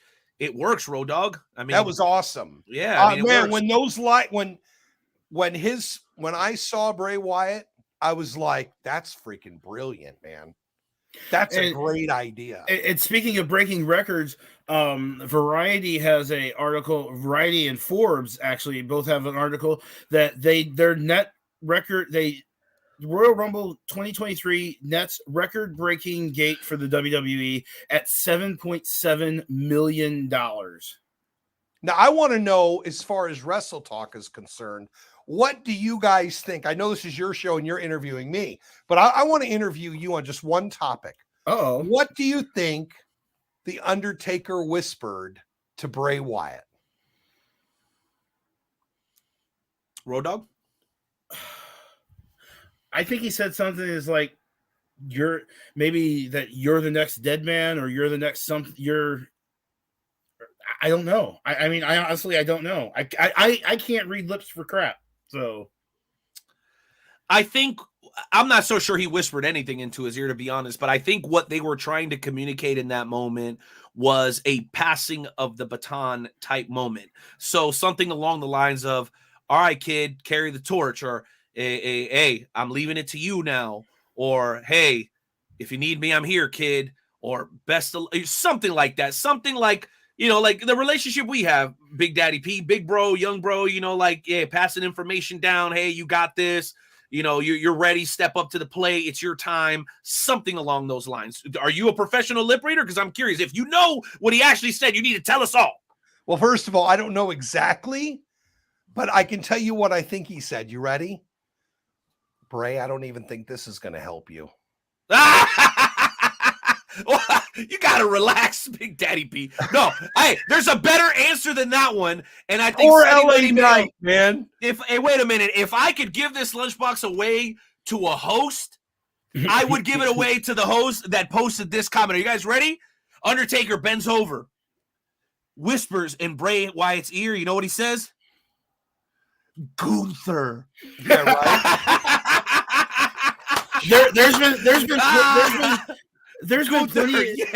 There's been plenty of memes going around of what he said what he's allegedly said, people making fun of it and stuff like that. So if you can go find some memes about it, but I mean, I don't know. I want to know how he missed that elbow. You're looking down, there's lights. Either he can't see through his mask, something happened, because that was either that, Big Daddy P, or he was jumping 30 feet off of something. I've seen some live shots of that from people on TikTok. Yes, I spend way too much time on TikTok, especially when I'm here working from home, because I can just scroll through it as I work. But yeah, there were a couple that he missed it by like a lot, like that much. I mean, a long way. LA Knight had to roll up. Poor LA Knight. I already knew the outcome before it started, only because I knew there was no way. Because one, I haven't seen Bray in the ring. So it's like, finally, I'm like, okay, Bray's finally in the ring. So now there's no way they're going to bear. But now, how does LA Knight come back? You know what I mean? And try and I don't know. I loved it how he does that. Yeah. Right? Yeah. And starts answering. Yeah.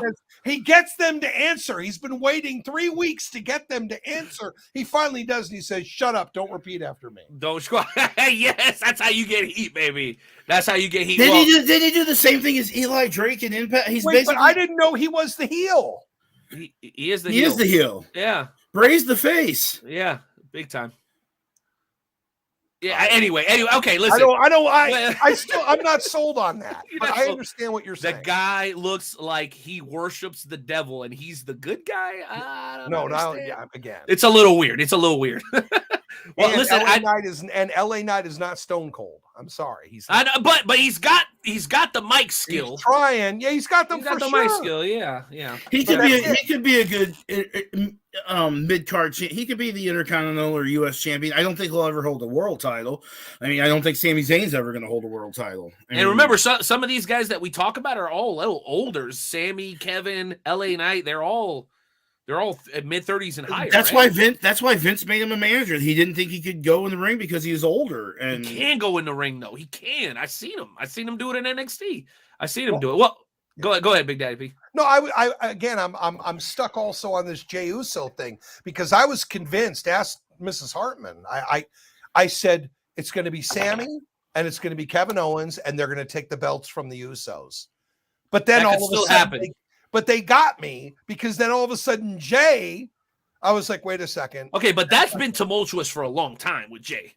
Yeah. Like since the beginning, almost. He's always been like, No, that Jey Uso Roman Reigns feud that they had main event Jay when Roman was out with that Hell in the Cell match. That was some of the most captivating TV I've seen in a long time, and they only did it Jay because helped get Roman over. If it wasn't for Jay, Roman would not be what he is today, in my opinion. Because this whole bloodline, that's where it all started. Right, the whole bloodline thing wouldn't have mattered two shits. So. Nope, not two shits at all. Okay, so I'm looking at the time, and we're trying to get better at time. So, Big Daddy P, even though we're slightly over, we're going to give you the floor and let you do your thing with the snippets of truth, because no matter how late or early we are, we're not going to skip the most important segment of the entire show, which is what I believe.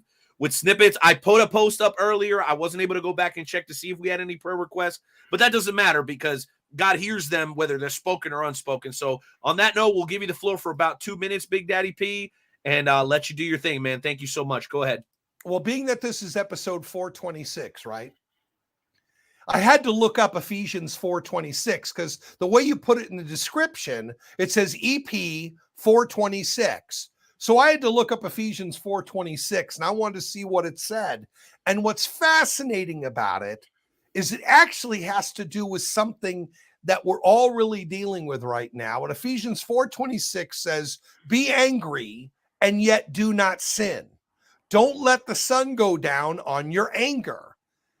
It says it's okay to be angry. So for those of you today that might be angry about something, I don't care what it is, it's all right. It says, but don't let your anger cause you to now respond in a way that is not going to glorify him. You can be upset. Certainly circumstances happen. Ecclesiastes says in the day of adversity, a day of prosperity, be happy. The days of adversity, consider. So I just want to encourage you today that no matter what you got going on, no matter what the situation might be, it's okay to be upset about it. It's okay to question him. It's okay to call upon him. That's what he wants. He searches to and fro throughout the earth. He's searching for those who have a heart for him, those that he can support. Because how many people in the morning wake up and don't care about what God's doing? Well, guess what?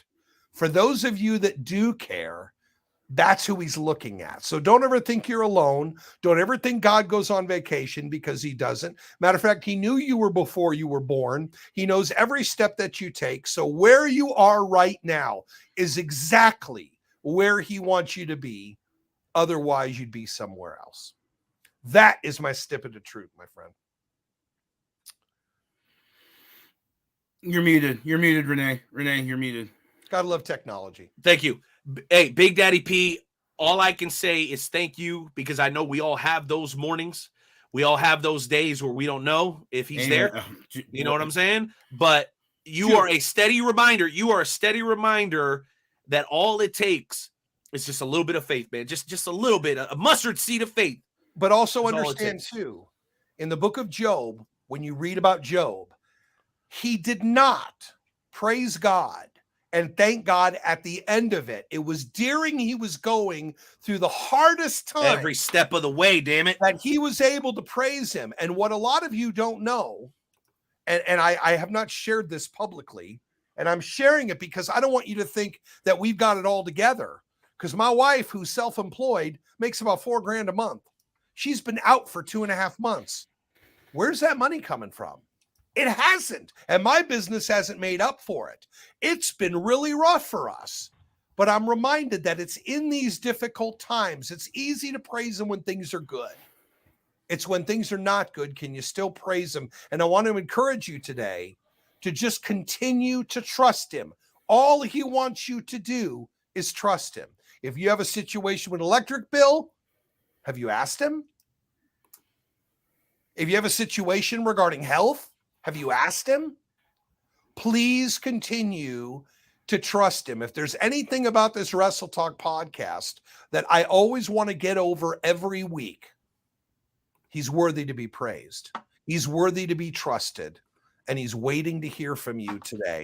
So don't be ashamed. Hey, Big Daddy P, before you go, you want to answer that question real quick?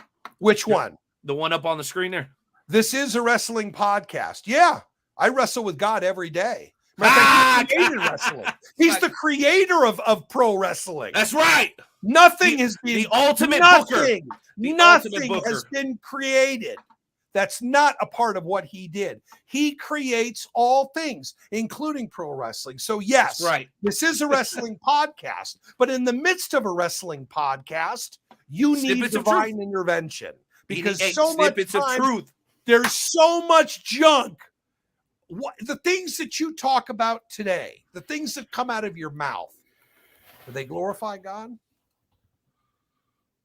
Don't forget that people read you every day. The question is, what are they reading? And I want people to know that Wrestle Talk is not only a podcast that meets the needs of the pro wrestling people, but they also care enough about the listeners and those who run it who need God, because they know that God has made it possible. See, they've given God a hearing. Otherwise, we wouldn't have this show. And it's been how long? All right, Big Daddy. Okay, to your corner, Big Daddy P. Listen, I didn't want to unleash the beast on these guys, and we are over on time. I love you, bro. God bless you. Thank you for giving us just a couple of snippets this week. Bro, next week, 8 o'clock, right here on the Wrestle Talk podcast. Big Daddy P. Hold on. Give me 30 seconds to pray, because there's somebody right now that needs the prayer. Give me 30 seconds. Drop it. God, we thank you so much for your faithfulness, for your love, for all that you continue to do. Father, we know we exist in a world where people don't believe, where people don't trust. But Father, I know that there's somebody listening right now who's ready to hear from you, who's been wanting to hear from you, and you've waited for this very moment to answer their prayers. So I thank you in advance for what you're going to do, for all the requests that were not mentioned, for all those that exist, Father, that they have come to you. I thank you in advance for what you're going to do, and we love you, and we ask these things in Christ's name. Amen.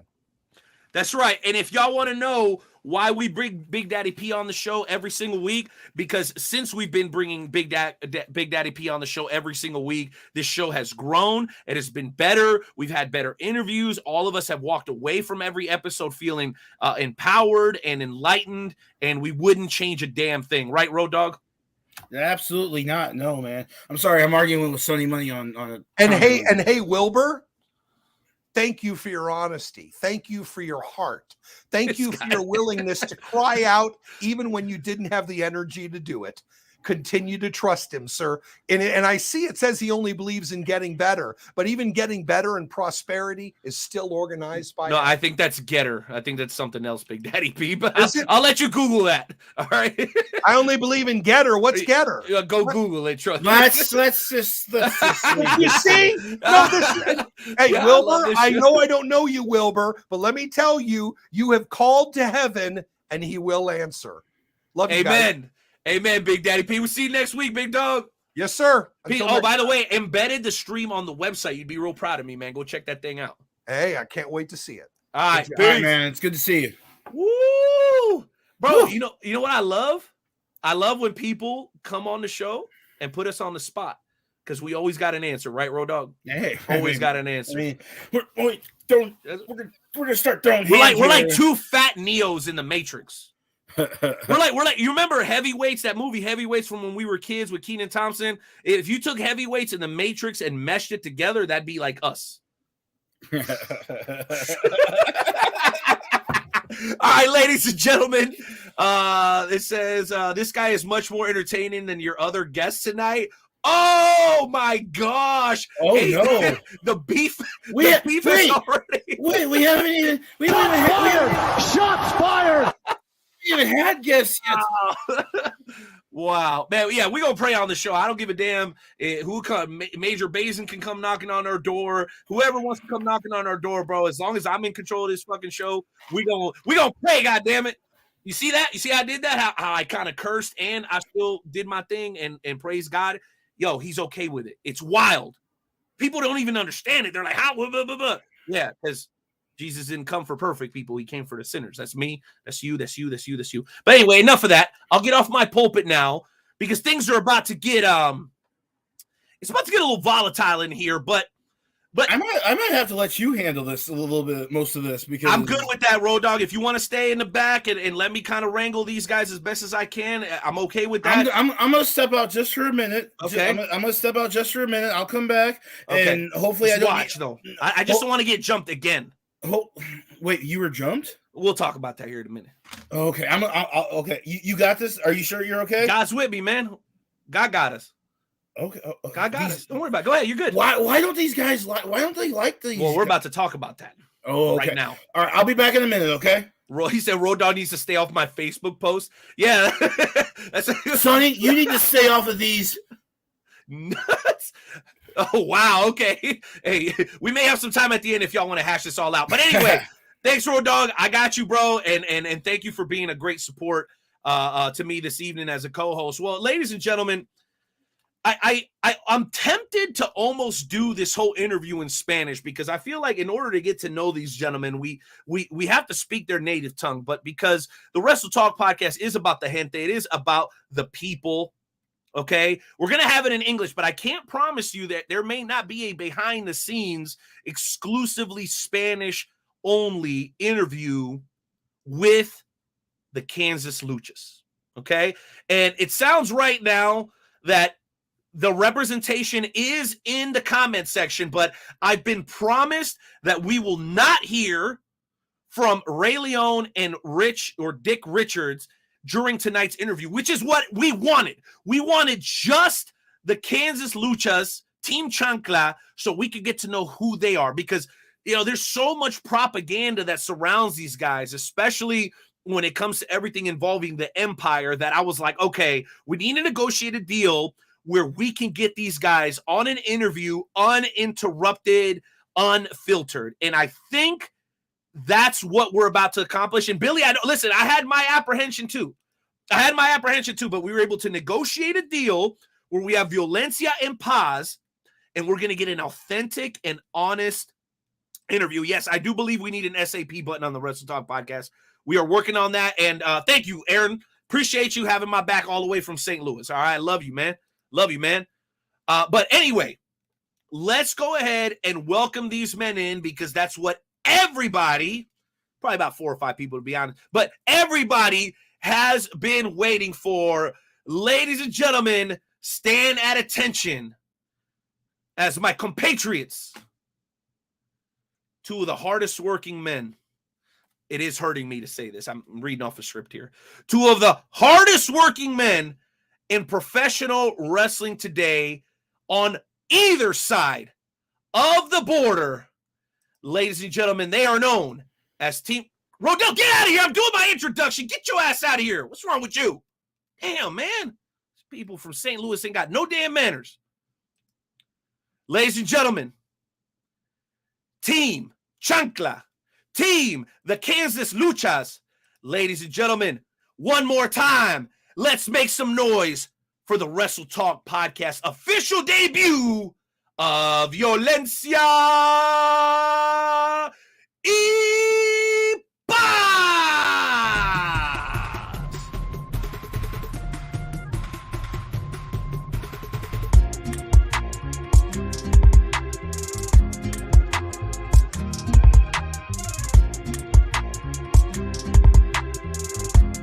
What's up? That was such an adorable introduction.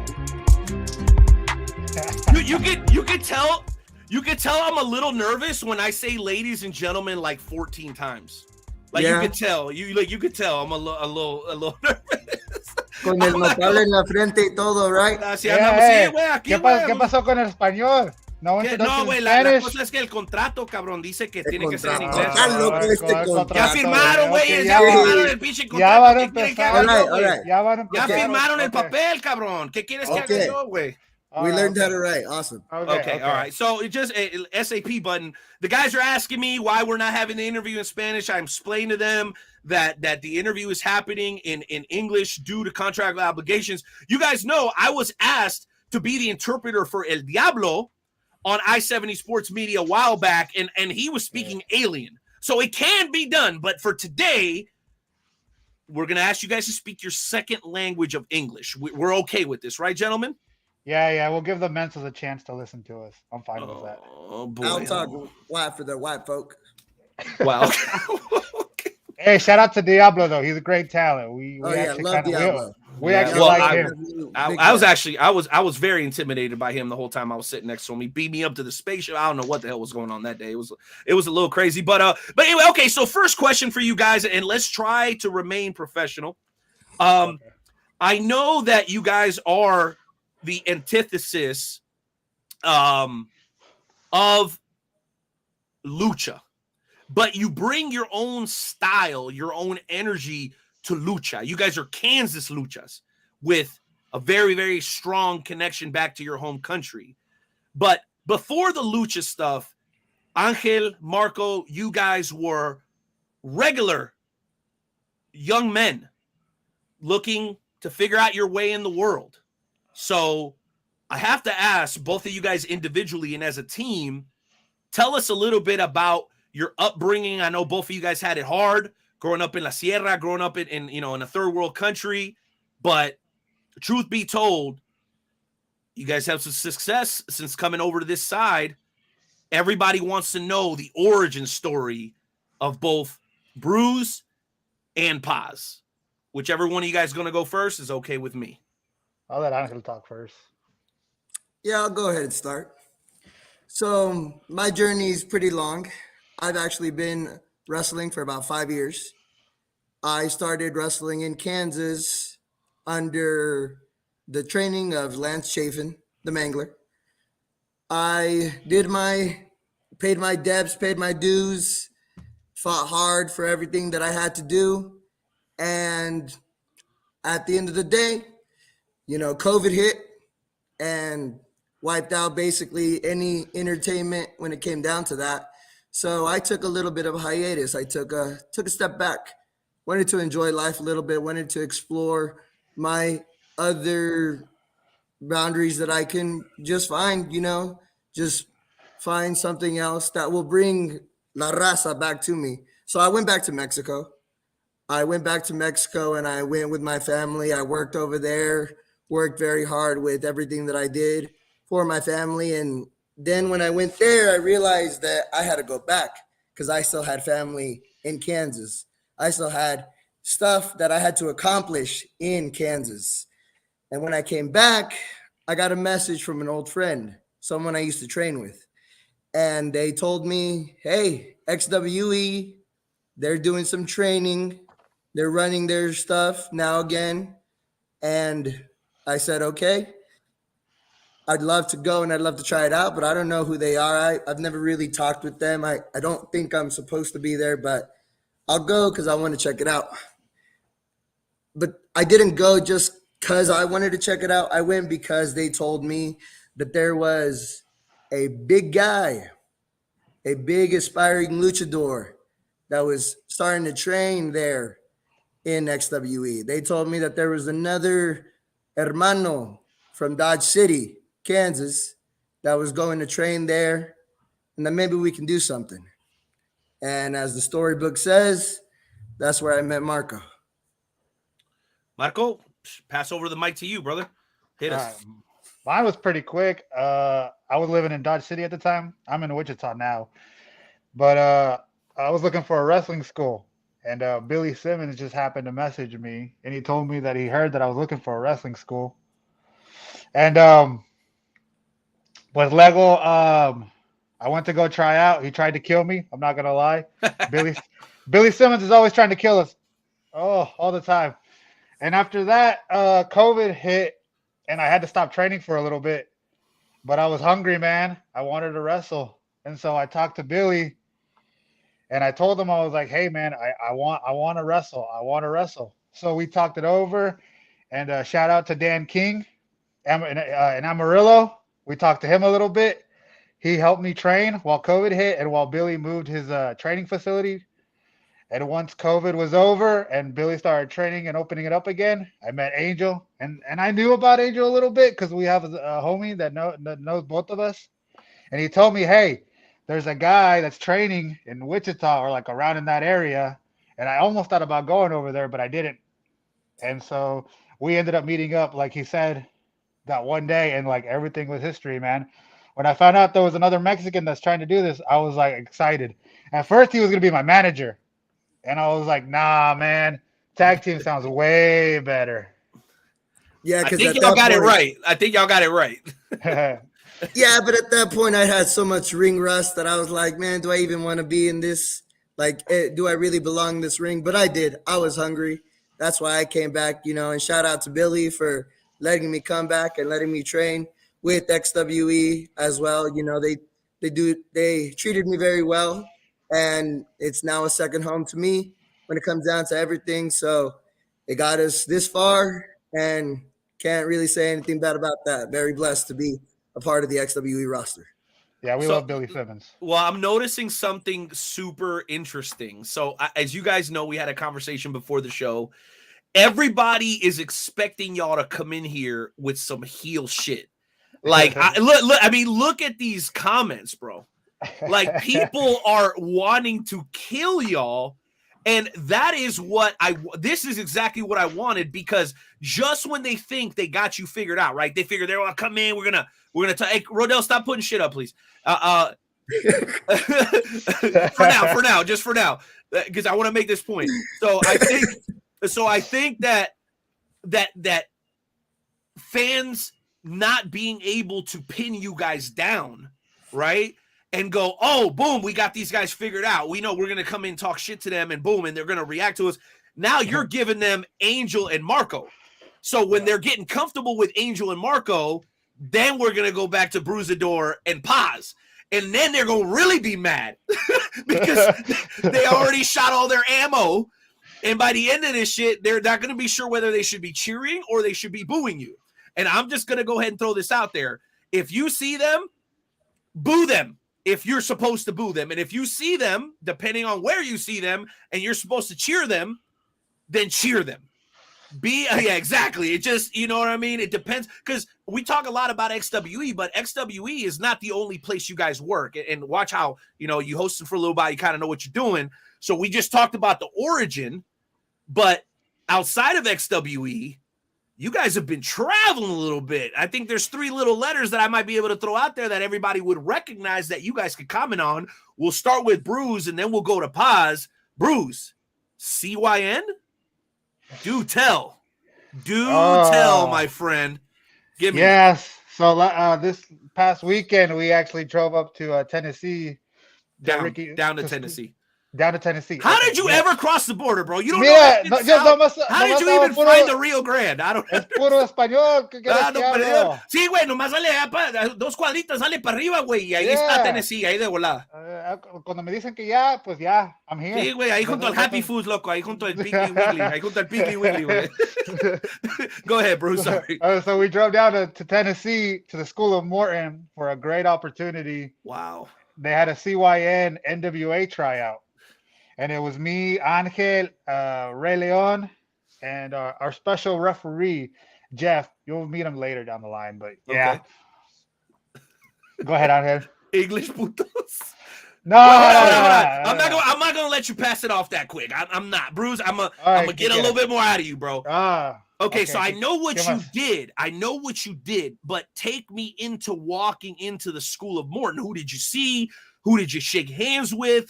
Did you have that moment? Like, come on, bro, because I know you're probably still processing it, but there had to be like, oh shit. And I know you've done stuff with Ricky Morton before. He's been to Kansas for XW. I know that, but it had to be different this time. I'm assuming, right?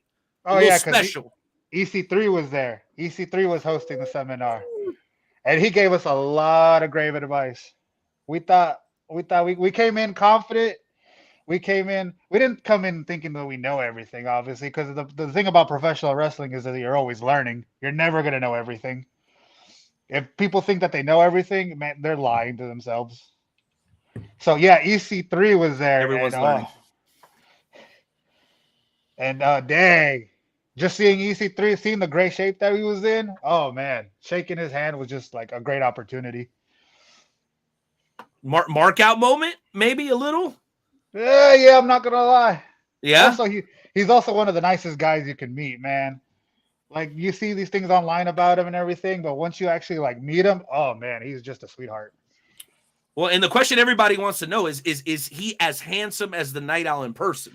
That's what everybody wants to know. No, tú estás bien feo, güey. No mames, güey, de la verga, güey. Mi mamá dice que estoy guapo, güey. Mi mamá dice que estoy bien guapo, güey. Me vale verga. Puro mentiras, puro mentiras. Puras mentiras, güey. No mames. All right. Well, so Paz, same question to you.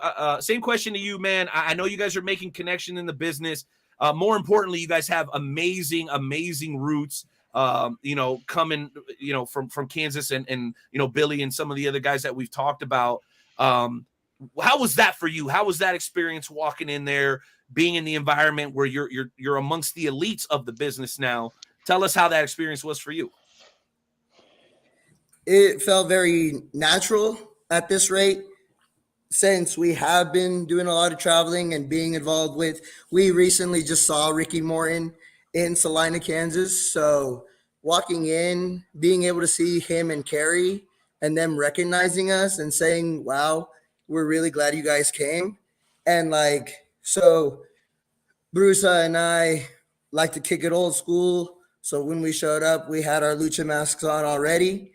And so that within itself, everybody was immediately impressed by the presentation. But like Marco said, you can never learn too much.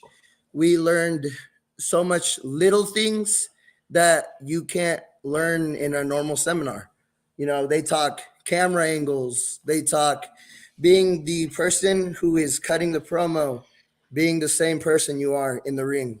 They talk these little bits of intricacy that when you go in there and you actually are able to experience it and put it into practice all at the same time for a greater opportunity, it's something that, yeah, you're gonna feel nervous. You're gonna feel the pressure. But that's just how you have to maintain yourself, the level of professionalism, in order to make it into areas such as this. And that's one thing that I know all of us were able to take away from the seminar, was we now know who we are better under the mask, in our gimmicks, and doing what we love to do. So now we can go back and continue putting on a show, continue performing for everybody else, but they'll see our evolution in our characters now. They'll see us growing. They know where we're going, and they'll figure it out. Wow, the illustrious Ray Leone there. Just a quick comment here, Uncle. I apologize. So he says you guys are being way too humble. He says you guys absolutely crush it down there. So what can we say? Hey, if the boss is impressed with your guys' work, that means you did an awesome job. He's just impressed. Sorry, I didn't mean to cut you off. He's just impressed that we made it into his meeting, because he's been trying to get us to his little meetings as of lately. Oh, we're going to talk about the Applebee's. Oh, we're going to talk about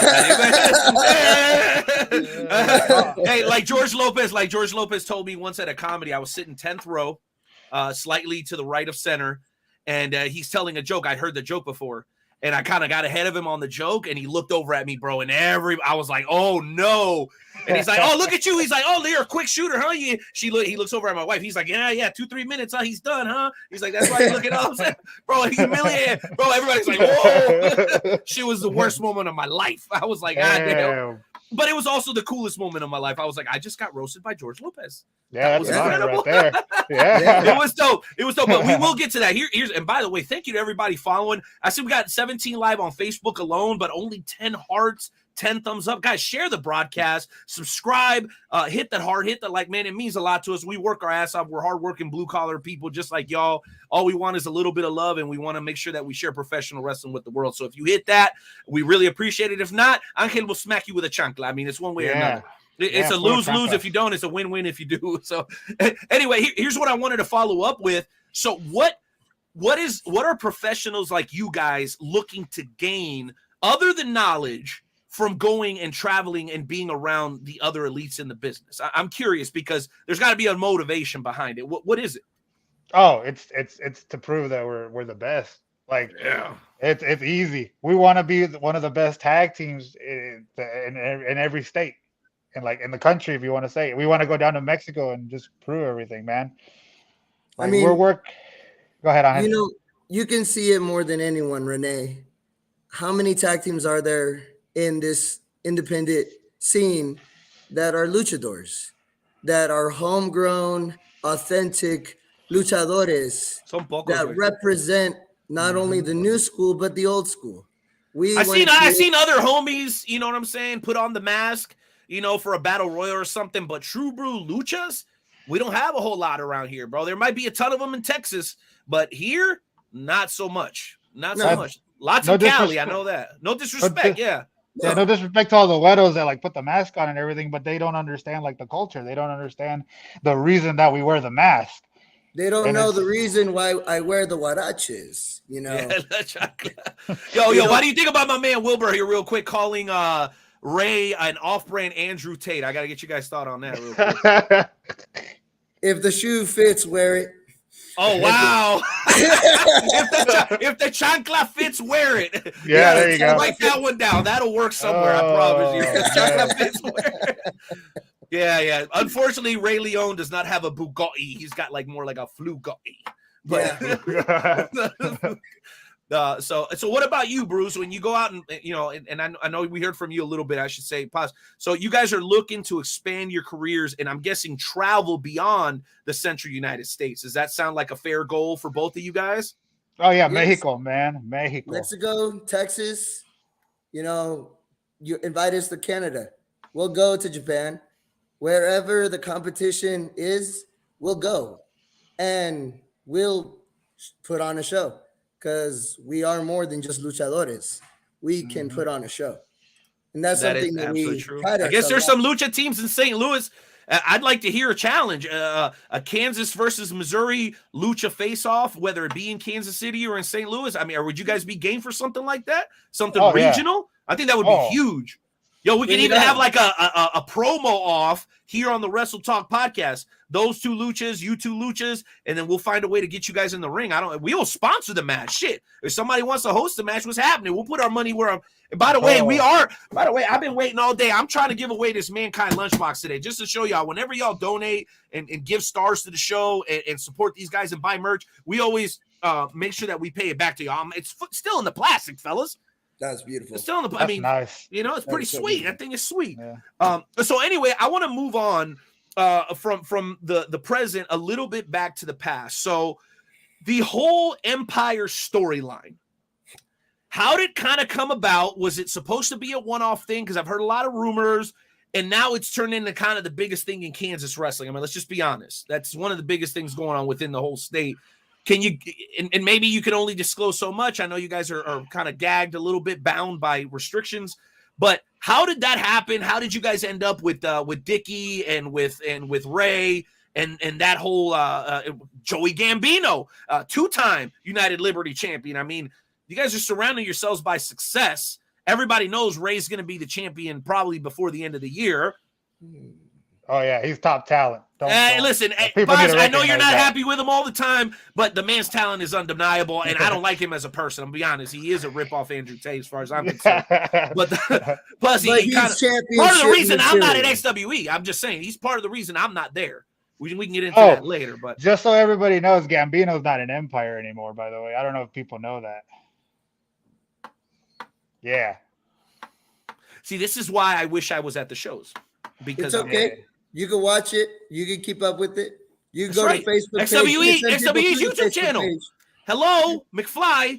Anybody in there? You guys want to address that? Why is Gambino not in the Empire anymore? He decided walk his Not to own renew path. his contract with the Empire. Yeah, that's all I can say. Do you guys feel like he was being overshadowed? Nah, that's a I Ray feel like Leon Gambino question. knew exactly what he wanted to get out of Empire. Because let me take you back to what you were asking before. Yeah, the How origin. did Yeah, Empire start? Yeah. Why did Empire start? Because XWE, they asked us, they needed something for all of us to do when it came down to what we were doing storyline. They wanted the next bloodline, we gave it to them. They asked us when we got together and we met Ray Leon and we met Joey Gambino, that was told to us, work together, see what you guys can do, see what magic you guys could create in that ring. And if everybody can find a common enemy, if everybody could find somebody like that, then maybe you can become the next faction, the next tag team, the next topic in Kansas wrestling. That's all we can tell you. Okay, and because the question is starting to be asked, the fans are starting to sense it. So don't get mad at me for asking the question, Paisa. Paz, a few times Ray Leon has been brought up tonight. You have been less than charitable with your comments. And then we get this from Dickie Richards. What are we? I mean, Gambino leaves. You give us this, like, I'm not so sure vibe about Ray Leon, and then we got, that's why you're only getting Appleby. What something we need to talk about here? There's Listen, nothing to talk about. There was Everything is perfect in the Empire. There was a little friction after War Games, after we lost War Games. I'm not going to lie. Yeah, you were there, right? You saw our masks get ripped up, did you not? The little disrespectful to our culture. And after that, disrespectful to our culture. Gambino lost his cool a little bit and started blaming us for the loss. Whoa. Okay. So wait a minute. This is okay. Bruce. This is huge, and I hate to interrupt as well. I just try to be respectful to all my guests. The legendary promoter of SICW, Herb Simmons, is just opened the door to you. But he's also a big part of the Cauliflower Alley Club. This man is, come on, Wrestling at the Chase, Larry Matisic. I mean, nothing more needs to be said.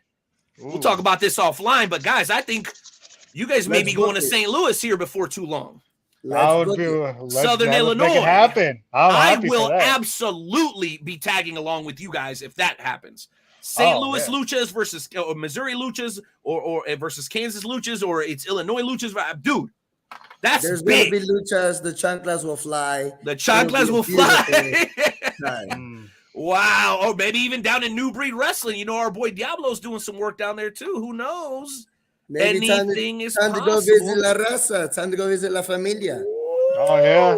It's going to get serious. That. Oh, my gosh. All right. So, okay. So that's fine. You want to be a little bit coy about what's going on with the Empire. I understand you guys have business interests and you can only say so much. But I also want to make sure that we address something. And that is this whole Dick Richards Women's Championship situation. You guys are hardworking dudes. You're some of the best luchas in the business right now by my book, but definitely in the Midwest by, I think, everybody consensus. How could you guys stand aside and watch Dickie Richards steal the women's championship from Stormy Renee and run around with it for seems like who knows how long, okay? How could you guys stand? Because you seem like deep down beneath it all, you seem like maybe you got a little bit of a heart. How could you stand aside and let Dickie get away with something like that? Come on, man. Y'all wouldn't like it if somebody took the tag belts away from y'all if y'all were champions, right? Hold on a second. He's doing it because he was making a statement that Empire was being disrespected. No, because he was being disrespected. We were all being disrespected. Equality. Yeah. Dickie Richards does not identify as a woman. What are you talking about? Can identify however he wants to, because he is the women's champion. You do not disrespect the KWA women's champion. That is you do not disrespect them. Listen, if Stormy Renee is as good as she says she is, she would have had the title back already. She would have cut Dickie down. Yeah, Dickie's not that fast. Didn't she have like seriously? Like, seriously, I can't believe y'all are talking all this nonsense. See, Billy Simmons agrees with me. He knows that I'm talking facts and you guys are full of it. I mean, that's downright low. I see you jump people from behind. I see you guys do all kinds of bullshit. But taking the women's championship for – stop laughing, boss. See, this is why people don't like y'all, man. I try to bring y'all here. I try to show your personable side. You guys are hardworking dudes from humble beginnings. And then we get into this shit, and then you start to show your true colors. We're supposed to be from the same place. We're supposed to be representing the same thing. And then we get into this sort of stuff, and y'all start acting suspect, man. Yeah, you know what? I need to calm down. I'm going to bring my brother, Chris Rodell, in for a couple of questions. He's been very patient. Thank you to everybody watching. Great viewership going tonight. Please share. Please like. Remember, WrestleTalkPodcast.com. You can live stream the show right there. You don't need to go to YouTube. You don't need to go to Facebook. It's right there for you. But I'm going to bring in the Road Dogg, okay? Because we may have just booked a match in St. Louis. I don't know what the hell's happening. It's crazy in here tonight. But I'm bringing him in because I need to catch my breath. Road Dogg, I'll let you take it for a moment. With I'm losing it. I'm losing it. Renee, deep breath. Woosah, okay. Don't get your blood pressure up. These guys are these guys. So I guess my question. I guess my question is maybe this is gonna make me a heel or something, but Applebee's. I mean, did he take you? Did Ray Leone take you on a date night or something? Like, I mean, what was this all about? Why Applebee's? Because you don't discuss business over Waffle House. Okay, but there are much better restaurants than Applebee's. I mean, can Ray Leone tried Applebee's boneless wings? Have you tried their salads? Okay. You've never had a salad I will give you that. Their boneless wings are fire. Okay. Their steaks are pretty good. I like their steak. They're loaded mashed potatoes and then their 4-cheese mac and cheese. Oh. I'm a fat guy. You're gonna make me hungry. I'm just letting you know. Yeah, we're speaking facts. Yeah, we're speaking facts. You wanted to know why, and we're telling you why. Yeah, but you asked the question. We're just answering, man. Boy, this really didn't go the way I thought it was gonna go, but that's okay because now I'm really hungry and I might need to go to Applebee's this weekend. I'm not gonna lie, but all right, there you go. We could have a meeting. Yeah, we could have a meeting with you. Business. I want to take you back to back when you were like kids, like when you were kids watch. I assume that both of you watched wrestling as you were growing up. That you love the wrestling. What is your first memory of the professional wrestling business? The first thing you remember on TV that was like, yeah, I'm gonna do that. Oh, I would say when I watched Los Guerreros, when I watched Chavo and Eddie Guerrero. You know, lie, cheat, steal. Always phenomenal. When I saw Eddie Guerrero get away with everything he was doing, I was like, yes, this is art.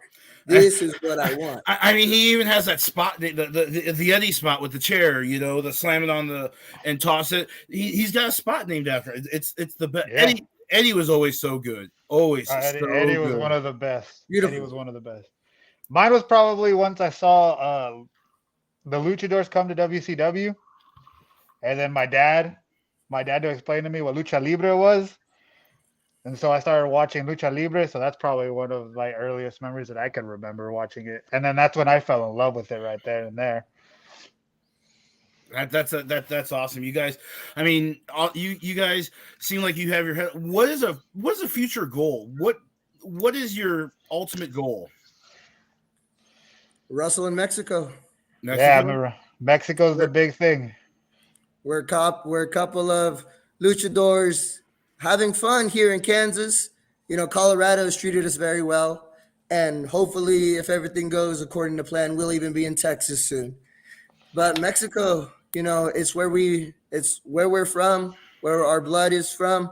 That is what the ultimate sign of respect to us would be able to wrestle in Mexico. Even if it's for CMLL or AAA, we're not really going to say which one we would pick over another. We just want to wrestle in Mexico. All of them are dope. All of them are dope. Oh yeah. And we need to get him to St. Louis because I think we got Ricky Cruz who's big up in Galley Lucha up in Chicago. So I think he could have some good influence on these guys. Maybe a little bit better than Ray Leone, but yeah. Well, there you go. We'll see about that. Okay, so we got Wilbur real quick here, Road Dog. It says Bruisador's dad explaining lucha. Son, see, sometimes I'm assuming this is in a Mexican accent. It says, "You see, son, sometimes a man wears stretchy pants for fun." It's like a line from Nacho Libre. It is. Is that a line from Nacho Libre? I think it's so much like Nacho Libre. That is the truest luchador inspiration that we have. Oh yeah, Nacho Libre is our favorite movie. That's your why idol. we get along. God, you guys have Mil Máscaras, no. El Rayo de Jalisco, nah. Blue Demon Jr., nah. Nacho Libre.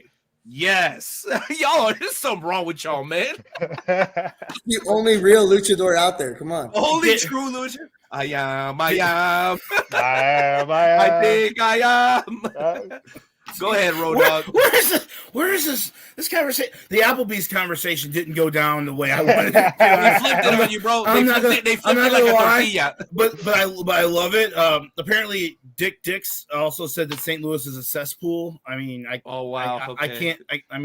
He's very delicate in his nature. He doesn't like going to anything that reminds him of something that's going to be, he's a sensitive woman. He is the women's champion. Can you stop with that already, man? Oh, God. He's like, you know what? I actually have a question for Road Dog. Road Dog, you're listening to Paz and Violencia, and they're definitely, interesting guys. But I have to know, do you know what a chancla is? Okay, no. Because they're also known as Team Chancla. So a lot of people don't know what this means, and I want to make sure that you know. If you don't learn anything tonight, I want to make sure you learn this. I will sit back and let you explain to me what a chancla is because I have not me. I'm not the expert. These guys are the experts. I literally own a chancla factory. This, my friend here, is a chancla. It's a Mexican huarache. This is what I used to wrestle. But this is also what our mothers and abuelitas and everyone would set us straight with to make sure that you were just, respectful. Unlike CR Media over here, who just wants me to this chancla of his trasero. We're biting our tongue. The moment that you let us loose on CR Media, Renee, we're gonna go off on. No. Let loose, bro. That's the I-70 hot tag guys. You can let them have it all day long. We are not.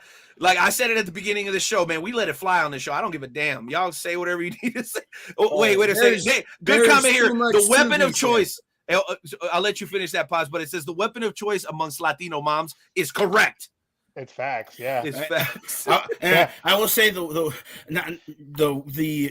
old school grandmas in the world. Yes, that would be something, but never let them ask you to go outside and get a switch or like a stick from outside. And if you brought in the wrong one, they're going to hit you with the stick. Then they're going to make you go out and get a better one and whoop you. So, I mean, we all. That's what I was going to ask you, Rodell. What did you get beat with as a kid? Because I know mine was the chancla. Well, I was a pretty good kid. But I got the old switch, the old go get a stick. Go get a stick. And if you got the wrong one, you were made to go back out and get the right one. So damn, double ass whooping. At least I knew when my mom threw that chancla, it was one hit and I was done, like a snipe shot. Like, a headshot in Red Dead Redemption, just bam, one shot, it's over. You're done. Why do you think I could take all the moves I take in the ring? Come on. Because you got your ass whooped your whole life. I made it happen. Wood spoon, CR Media. No wonder you got brain damage, CR Media. You get hit in your head with it. Well, you're not That gonna makes get, a lot of sense My now. bad, Chase. Yeah. with the switches and the spoons. You never got hit on the head. You always got hit in the backside. Well, the hands. No, the ass. Your ass got spanked. Well, I some mean, people have all the luck because we got hit with People have all these family here, then here, and relentless. I mean, So- that might be why a lot of people have like kinks nowadays of being spanked. I don't Well, know. I mean, And that's I'm probably not why paying people somebody to end beat up, my ass. I like, can't do it. that's probably why people end up growing up and being sensitive little pricks like CR Media over here because they only get hit with little these prick. spoons. If they would get hit Willow- with chanclas, maybe we wouldn't They have would've manned CR up Media already. running their mouth. I saw Ref Pinky in here too, giving you guys a lot of trouble too. So Dickie mean, just Oh loves my us, God. but he has tough love for us. Dickie, Yeah. it's just like we understand. Yeah, we Oh, like God. Pinky. We like Pinky. That's a Ric Flair moment right there. Man, you guys are a freaking blast. Road Dogg, thank you for giving me the opportunity to kind of go in depth with these guys. Oh, I know no. I know you had a boatload of questions yourself, man. You're a real sport, and I just like to give you shit, man. You're a wonderful human being. I love you. You're a great co-host. Oh no, I'm not gonna lie. Most of the time I was spending backstage listening to you guys, I was rolling, especially with the comments. They'll be like, how did you get across the border? I'm like, really? Did you just say that? Come on, did you just say that? Hey, it's a very complicated process. Everybody thinks it's so easy, but it's like, Facts. so many different stages. Just like the bloodline story, like it'll be the same way. It's the way it's supposed to be, man. That's the beauty of professional wrestling. We all get an opportunity Man, to tell our story our way. CR Media is going hard at these guys. Yeah. Oh, You know what? Yeah, we give it. he loves Because us these so we much. get- losers, we the high give it something cha- hashtags are losers. No, wait a second, guys. Let's take it easy here. We've done a pretty good job throughout the entirety of this interview without dropping to too low of a level. Okay, and it continues here. Oh, Well, jerk might- your cur. What? Wait a minute. So, guys, come on, man. This is where we've gone now. We're talking about jerking curtains. I mean, come on. Hey, Everybody whatever you relax. guys do in America, that's on you. But in good Mexico, Lord, what the like, hell? we were It's raised going on right. down here, bro. What the hell has this podcast gotten to? Jimmy Christmas. I'm innocent and can't hear this stuff. I mean, I blame CR Media. They brought in their fans. That's They probably Chase have right there no- from no I-70 Hot intelligence. Tag, But, man. but Scott knows. Scott knows. Chanclas It's a are fashion just a sexy fashion statement. Like, who wouldn't wear the chanclas? This is what we need. Even in everybody to Applebee's. Oh understand. my god. Oh yeah. So did Yeah, you wear it- those to your prom, guys? Is that what you guys wore to your prom? I wear these. I have a chancla for every situation that I meet. Are you serious? He does. Yeah, He I does. have my You wrestling got like a chanclas. bedazzled one? You got I like have no. my business chanclas. a Come on. dude. What about the dude? It's like negative something in the Midwest sometimes. You have snow chanclas? He does. Get over it. We're Yeah, he Mexican. Oh my gosh. Come on, we're not gonna be. I think I sensitive need some to ice gator and skin water. chanclas, Road Dog. my God, gee, I mean, maybe I need to buy a set of chanclas. I don't know, dude. Am I missing out on the chanclas? Is it like the Crocs thing? I'm missing out on chanclas. If you've never tried Crocs, you gotta try chanclas. And Drew, we got your back. Don't worry. We'll take Yeah, care no, of that yeah, first grade. yeah. We'll jump that first grader for sure. Y'all will fight You won't. first graders? Yeah, yeah. Who would? Hey, the Wilbur's chancla- clearly never been on a date. What the chancla does to I'll the take- first I'll take grader him out is on a not date. our responsibility. If the Whoa. chancla just happens to fly and hit the first grader, me no speak English. Sorry. You guys are out of line, bro. Funny story. There was a teacher in my high school that had a reputation of she had like a shoe like attached to her wall, and like if you weren't paying attention and she knew it, she would chunk that shoe at you. Now, granted, this was back like I'm old. I'm 40. I'm She knew 46. chancla style 101. I'm 46, so this was back in the early 90s when you could get away with that shit in school. Oh wow. But she would literally like throw shoes at kids, and I mean, It's a I never- type of offense. Everybody can talk all the crap in the world until they get a shoe thrown at their face, and then they're nothing. Come on. just What are you gonna say? You got a chancla flying at you and it hits you in the face. You're like, There's nothing you can do. One of our former presidents had 2 shoes thrown at him at a press conference. Pop, pop. he didn't get hit by either one of them. He was like ducking and diving on there. Told you, bro. I was telling Road Dogg that we're like Wrestle Talk Podcast is a mix of the movie Heavyweights and The Matrix. Yeah. Because it was coming after us earlier, bro. And we was ducking, you know what I'm saying? We was ready for him, bro. But hey, guess what, guys? I know things are starting to get a little heated. The fans are getting a little restless. I want to make sure I hit this real quick. Our choir director threw Kleenex boxes at us. That girl had an arm. She kind of looked like a praying mantis, though. No cap. Okay, Drew, we gotta have you on. Now you gotta tell us that whole story. We gotta have you on here. Drew, go stand in the corner. That's right. I do want to hear that whole story, though. well, guess what, guys? It's getting tense in here. The fans are getting after you guys. And so instead of having you guys face the fans, because we see that all the time, tonight during the Wrestle Talk Podcast Game Show Challenge, something that the fans have never seen before. Oh, boy. Paz versus Violencia in tonight's edition of the Wrestle Talk Podcast Game Show Challenge. Are you and all of the Wrestle Talk family game?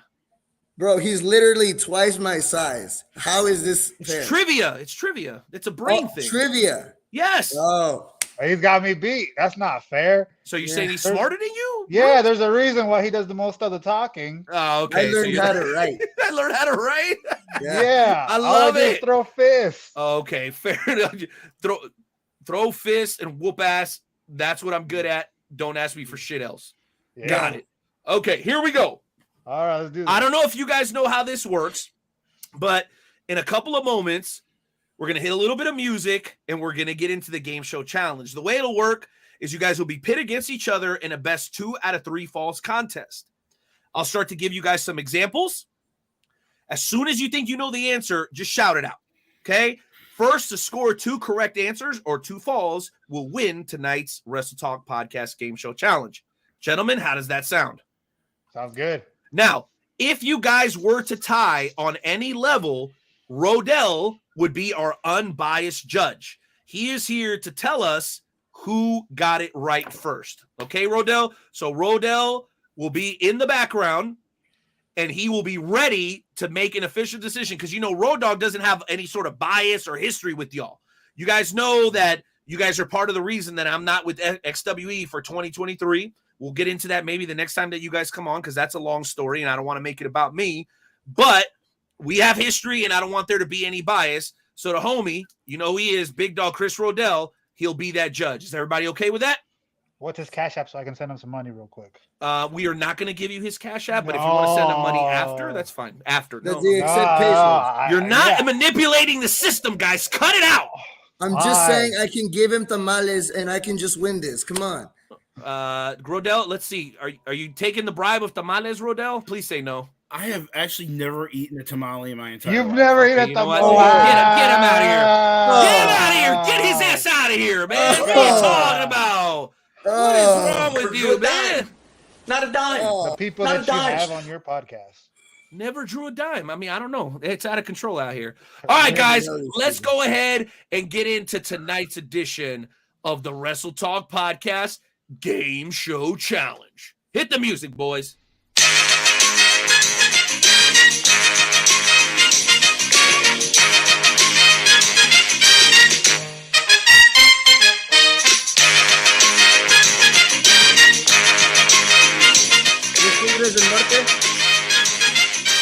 Not yet. Not yet. We'll get there. Okay, so apparently somebody wants to fight Road Dogg for that Blues jersey. I mean, it's okay. Chase will take a bribe. Good to know, buddy. I'll be reaching out to you here shortly after the show. Okay, ladies and gentlemen, welcome to this week's installment of the world famous Wrestle Talk Podcast Game Show Challenge. Tonight's contest is scheduled for the best 2 out of 3 falls. In a few moments, I will ask you 3 questions about a particular pro wrestling topic. When you think you know the answer to the question, shout out your answer. The first person to win 2 out of 3 falls will win tonight's game show challenge. Tonight's Wrestle Talk Podcast game show category is professional wrestling stables. I will give you information regarding 3 professional stables. Once again, when you think you know the wrestler I am talking about, please shout out your answer. Gentlemen, do you understand the rules? Yes, sir. Let's All go. right.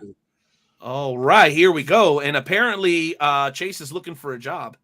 For hire. Jeez Louise, brother. All right, awesome. Let's go ahead and get into question number 1. This AEW stable has included members such as Chuck Taylor, Trent Beretta, Best friends. Best Friends is correct.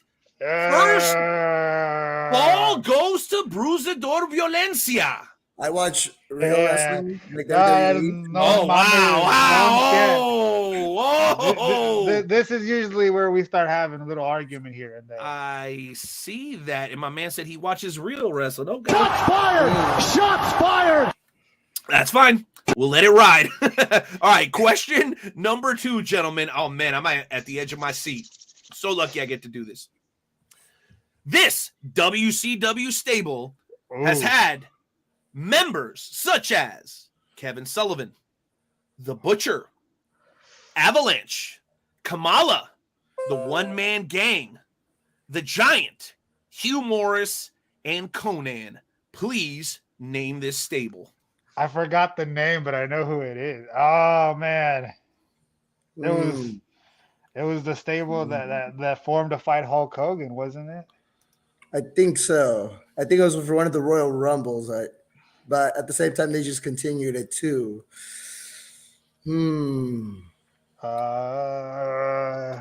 Again, this WCW stable has included members such as Kevin Sullivan, The Butcher, Avalanche, Kamala, One Man Gang, The Giant, Hugh Morris, and Conan. Please name that stable. Oh man, it's on the tip of my tongue. Running a little short on time here, gentlemen. We got about 7 seconds. I don't know. I'm not gonna get this one. I wish I was alive at that time. All right. All right, gentlemen. Looks like we are out of time. The correct answer to that question was the Dungeon of Doom. The Dungeon of Doom. Yes. I knew it was something of Doom, and I was like, what is it? By the way, if you guys want to give me just a quick second, I have to do my part to support my country. Modelo time. A huevo. Looking for sponsorship, by the way. Modelo, holla at your boy. WrestleTalkPodcast@gmail.com. You heard? All right, here we go. Let's keep the business going, gentlemen. Question number 3. Currently, 1 fall for Bruise, 0 for Paz. This ECW stable had members such as Chubby, Sign Guy. The Dudleys. The Dudleys is correct. Bruisador goes up by a score of 2-0. But guess what, ladies and gentlemen? The final question is double or nothing. Let's do this. Oh, double or nothing. We even got the breaking news drop going tonight. Here we go. Wow. Very, very nice. Somebody had guessed Hollywood Blondes, and I'm showing you guys these afterwards so that you don't get a chance to cheat. Dungeon of Doom, a couple of people knew them. Yeah. No Royal Rumble, no Royal Rumble in WCW. Bruisador is on fire, and again, we are not a pay. It's just some pussy for the. Okay, damn. All right, you're killing it, Bruisador. Damn, they're putting your ass over. Okay, again. If one of you guys gets this next question correct, especially you, Paz, we could have a tie. Hey, comeback king. Let's go. Here we go. This Ring of Honor stable included members such as Alex Shelley, Jimmy Rave, Matt Sydal, who you guys have been shows on with, Eric Stevens, Necro Butcher, Prince Nana.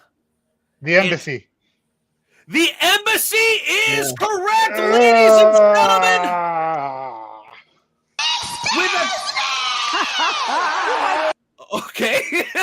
With a clean sweep here tonight, the big man of Team Chancla. Everybody, make some noise for Bruisador Violencia.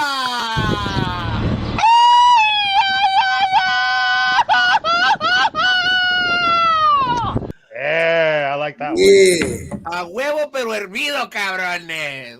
Yeah. Who sabe? Yeah, I already know, boy. Well, what an absolutely great competition. Paz, I could tell it was right on the tip of your tongue a few times, man. But the big man who doubted himself, that's why you got to love this guy as a teammate, man. You never know when he's going to come through, right? That's why I keep him around. That's why I keep him around. Bruisador, any thoughts, man? Huge win. Huge win.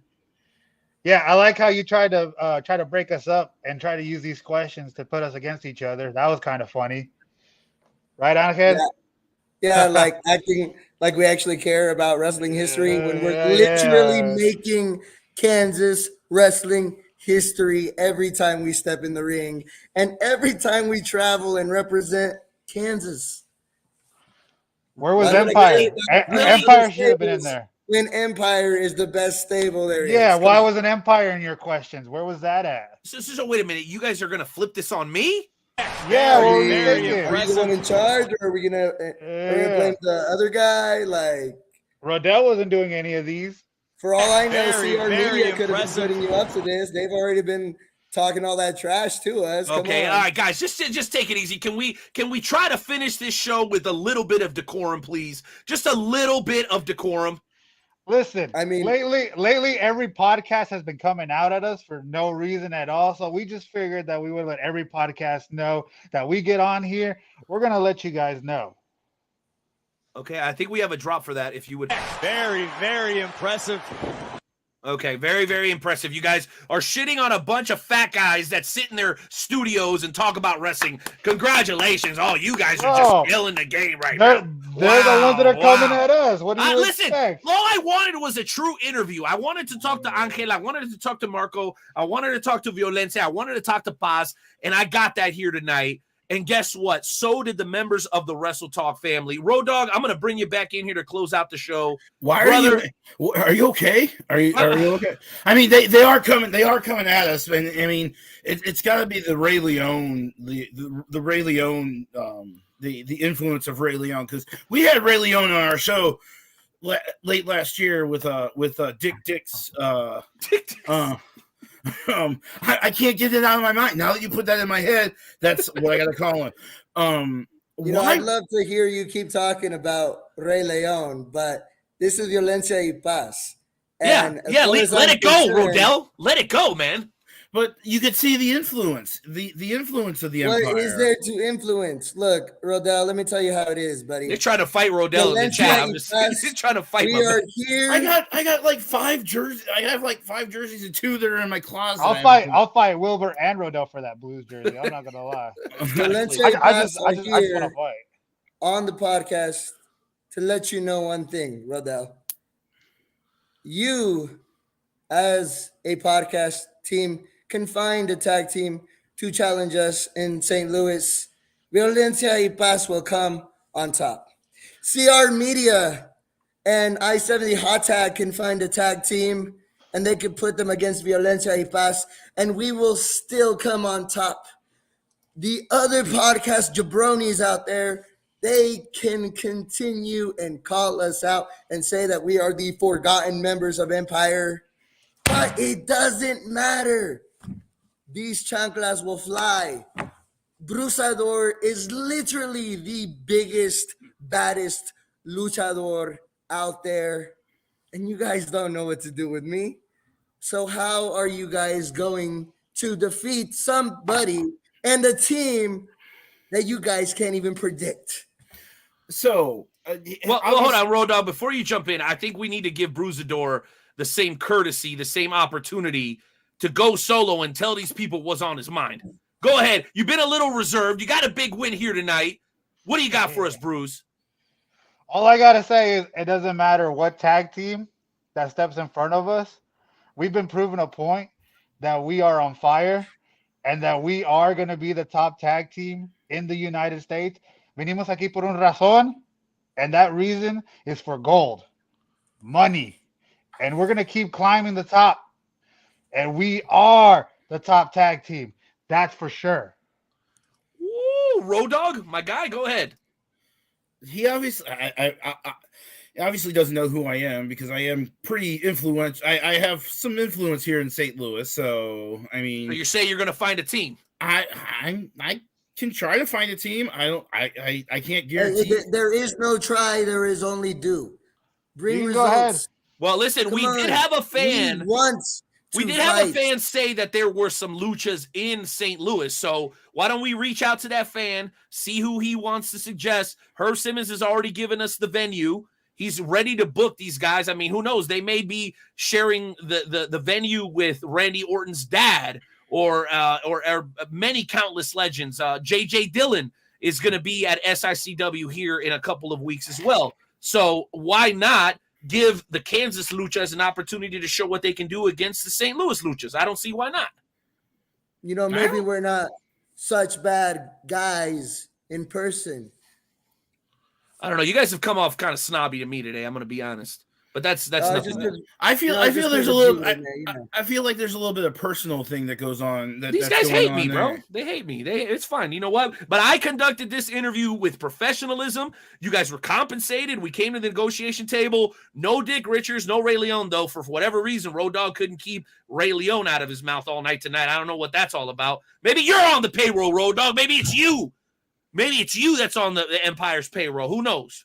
The only reason why he has all those shirts probably over there, you know. Yeah, they look expensive. Hockey jerseys are like a lot of money. They really are. Yeah. They Road Dogg, you want to defend yourself? Or you just gonna sit there? I'm good. I'm good. I mean, my money's. You don't need to worry about how I spend my money. Wow, here we go. Okay. Everybody. Okay. Well, on that note, guys, we've had a tremendous time interviewing you guys. I mean, I to be honest, I have mixed emotions because I think you guys are extremely talented. I love the fact that you guys represent where I'm from. You guys represent Mexico. You guys represent what's right about professional wrestling, what's right about lucha, and I want to see you guys be successful. I just really wish that you guys would stop taking shortcuts and stop taking advice from the wrong people. That's where we have to agree with the audience, with the members of the Wrestle Talk family. I think you guys are the only thing standing in your way is the fact that you guys are interested in continuously taking shortcuts. Your skill in the ring and on the microphone speaks for itself. That's me on the soapbox. I agree. That's just me up on the soapbox. With that said, Bruce, drop the social. Tell us where you guys will be in action next. You can catch us on Violencia y Paz on Facebook, Brusador Violencia on Facebook, Angel de Paz on Facebook, Twitter and Instagram, same names, Brusador Violencia, Angel de Paz. Our February is pretty open, except for like at the end where we're going to be up at Heartbreak Brawl. Hopefully Billy Simmons finds us a tag team that, don't suck as much as ACFC because we already finished them off. We beat them already. Damn. So whoever Billy Simmons wants to send next, we're going to knock them down and we're going to get our tag titles because we've never gotten a fair shot at that. After that, we're going to ride up to Colorado for One Revelation Wrestling. And we're going to take their tag titles too. There's been a tag team called Delta and Viper. And we're going to fight them for the #1 contendership. And then we're going to take BOD's tag titles. So just keep an eye out on that. Ooh. We're going to come back with gold. We're going to get gold everywhere. Just keep an eye out. Yeah, you're damn right. It better be a sturdy soapbox. Made in America, damn it. America. You hear me? America. Made in America, damn it. America. Well, Violencia, on that note, we will say goodbye, sir. Thank you for making us a part of your week. Be safe out on the road y sigan representando la patria, cabrón. Oh, sí, todos los días, hermano. Yeah, they're accusing you of being Guatemalans, though, by the way. I'm just letting you know. He don't know what he's talking about. All right. See you, Bruce. Have a good one. Road Dogg. Wow, brother. An incredible outpour of support today for us and a whole lot of hate for the Empire on the broadcast tonight, man. What did you make of it all? I thought it was great. I literally, when you guys were talking about some things, I was just rolling back. I don't know why. It just was hilarious. It just was hilarious. And then we got into the Applebee's talk that didn't go exactly the way. And then we got talking about throwing shoes at people. And I mean, chanclas. Get it right. You learned that today. You learned what a chancla is. Chanclas and stuff like that. I mean, Latino mom's preferred weapon of choice. I guess maybe I didn't grow up in a Latino family. I'm not quite sure. So yeah, you're learning though, man. You're part of the Wrestle Talk family now with the Night Owl. So man, that's what we're here for. To educate and I do know that you are my hermano. So hermano, I like that, baby. Let's go ahead and get it done. Road Dogg, thank you once again for coming on and putting up with my bullshit. Thank you for taking your fair share of lashings for talking crap on the Chiefs. I know we had to give it back to you, bro, but you're an awesome sport, and I'll be happy to host with you anytime. Thank you for stepping up, because otherwise I would have been doing this all by myself. I was gonna say, it's been a while since we've been on together by our, just us two. We be killing shit, bro. We be killing shit. I really think this is also the first time I've been on this year, because I've always had something been coming up the last few Wednesdays. So and look how good we both look, bro. Look at this jersey. These jerseys, and you were right. These jerseys are really expensive. Yes, It's probably the same with football jerseys too. So I'm not gonna lie. But no, I'm happy that you guys made the playoff, that you made the Super Bowl, and I wish you guys the best of luck. It should be a good game. I don't know you never know what's going to be until both teams hit the field. But and Rihanna's going to be at the halftime show. So Ella. Okay, we're not going to close the show with Rihanna this week, but we are going to close it with some dope ass shit, y'all. Appreciate y'all. Episode 427 next week right here on the Wrestle Talk podcast. Road Dogg, I love you. I appreciate you for everything you've done. Wrestle Talk podcast moves on, and the website has been updated, guys. WrestleTalkPodcast.com. Guys in the back, you know what to do, baby. Hit that music and let's close out the show. Peace.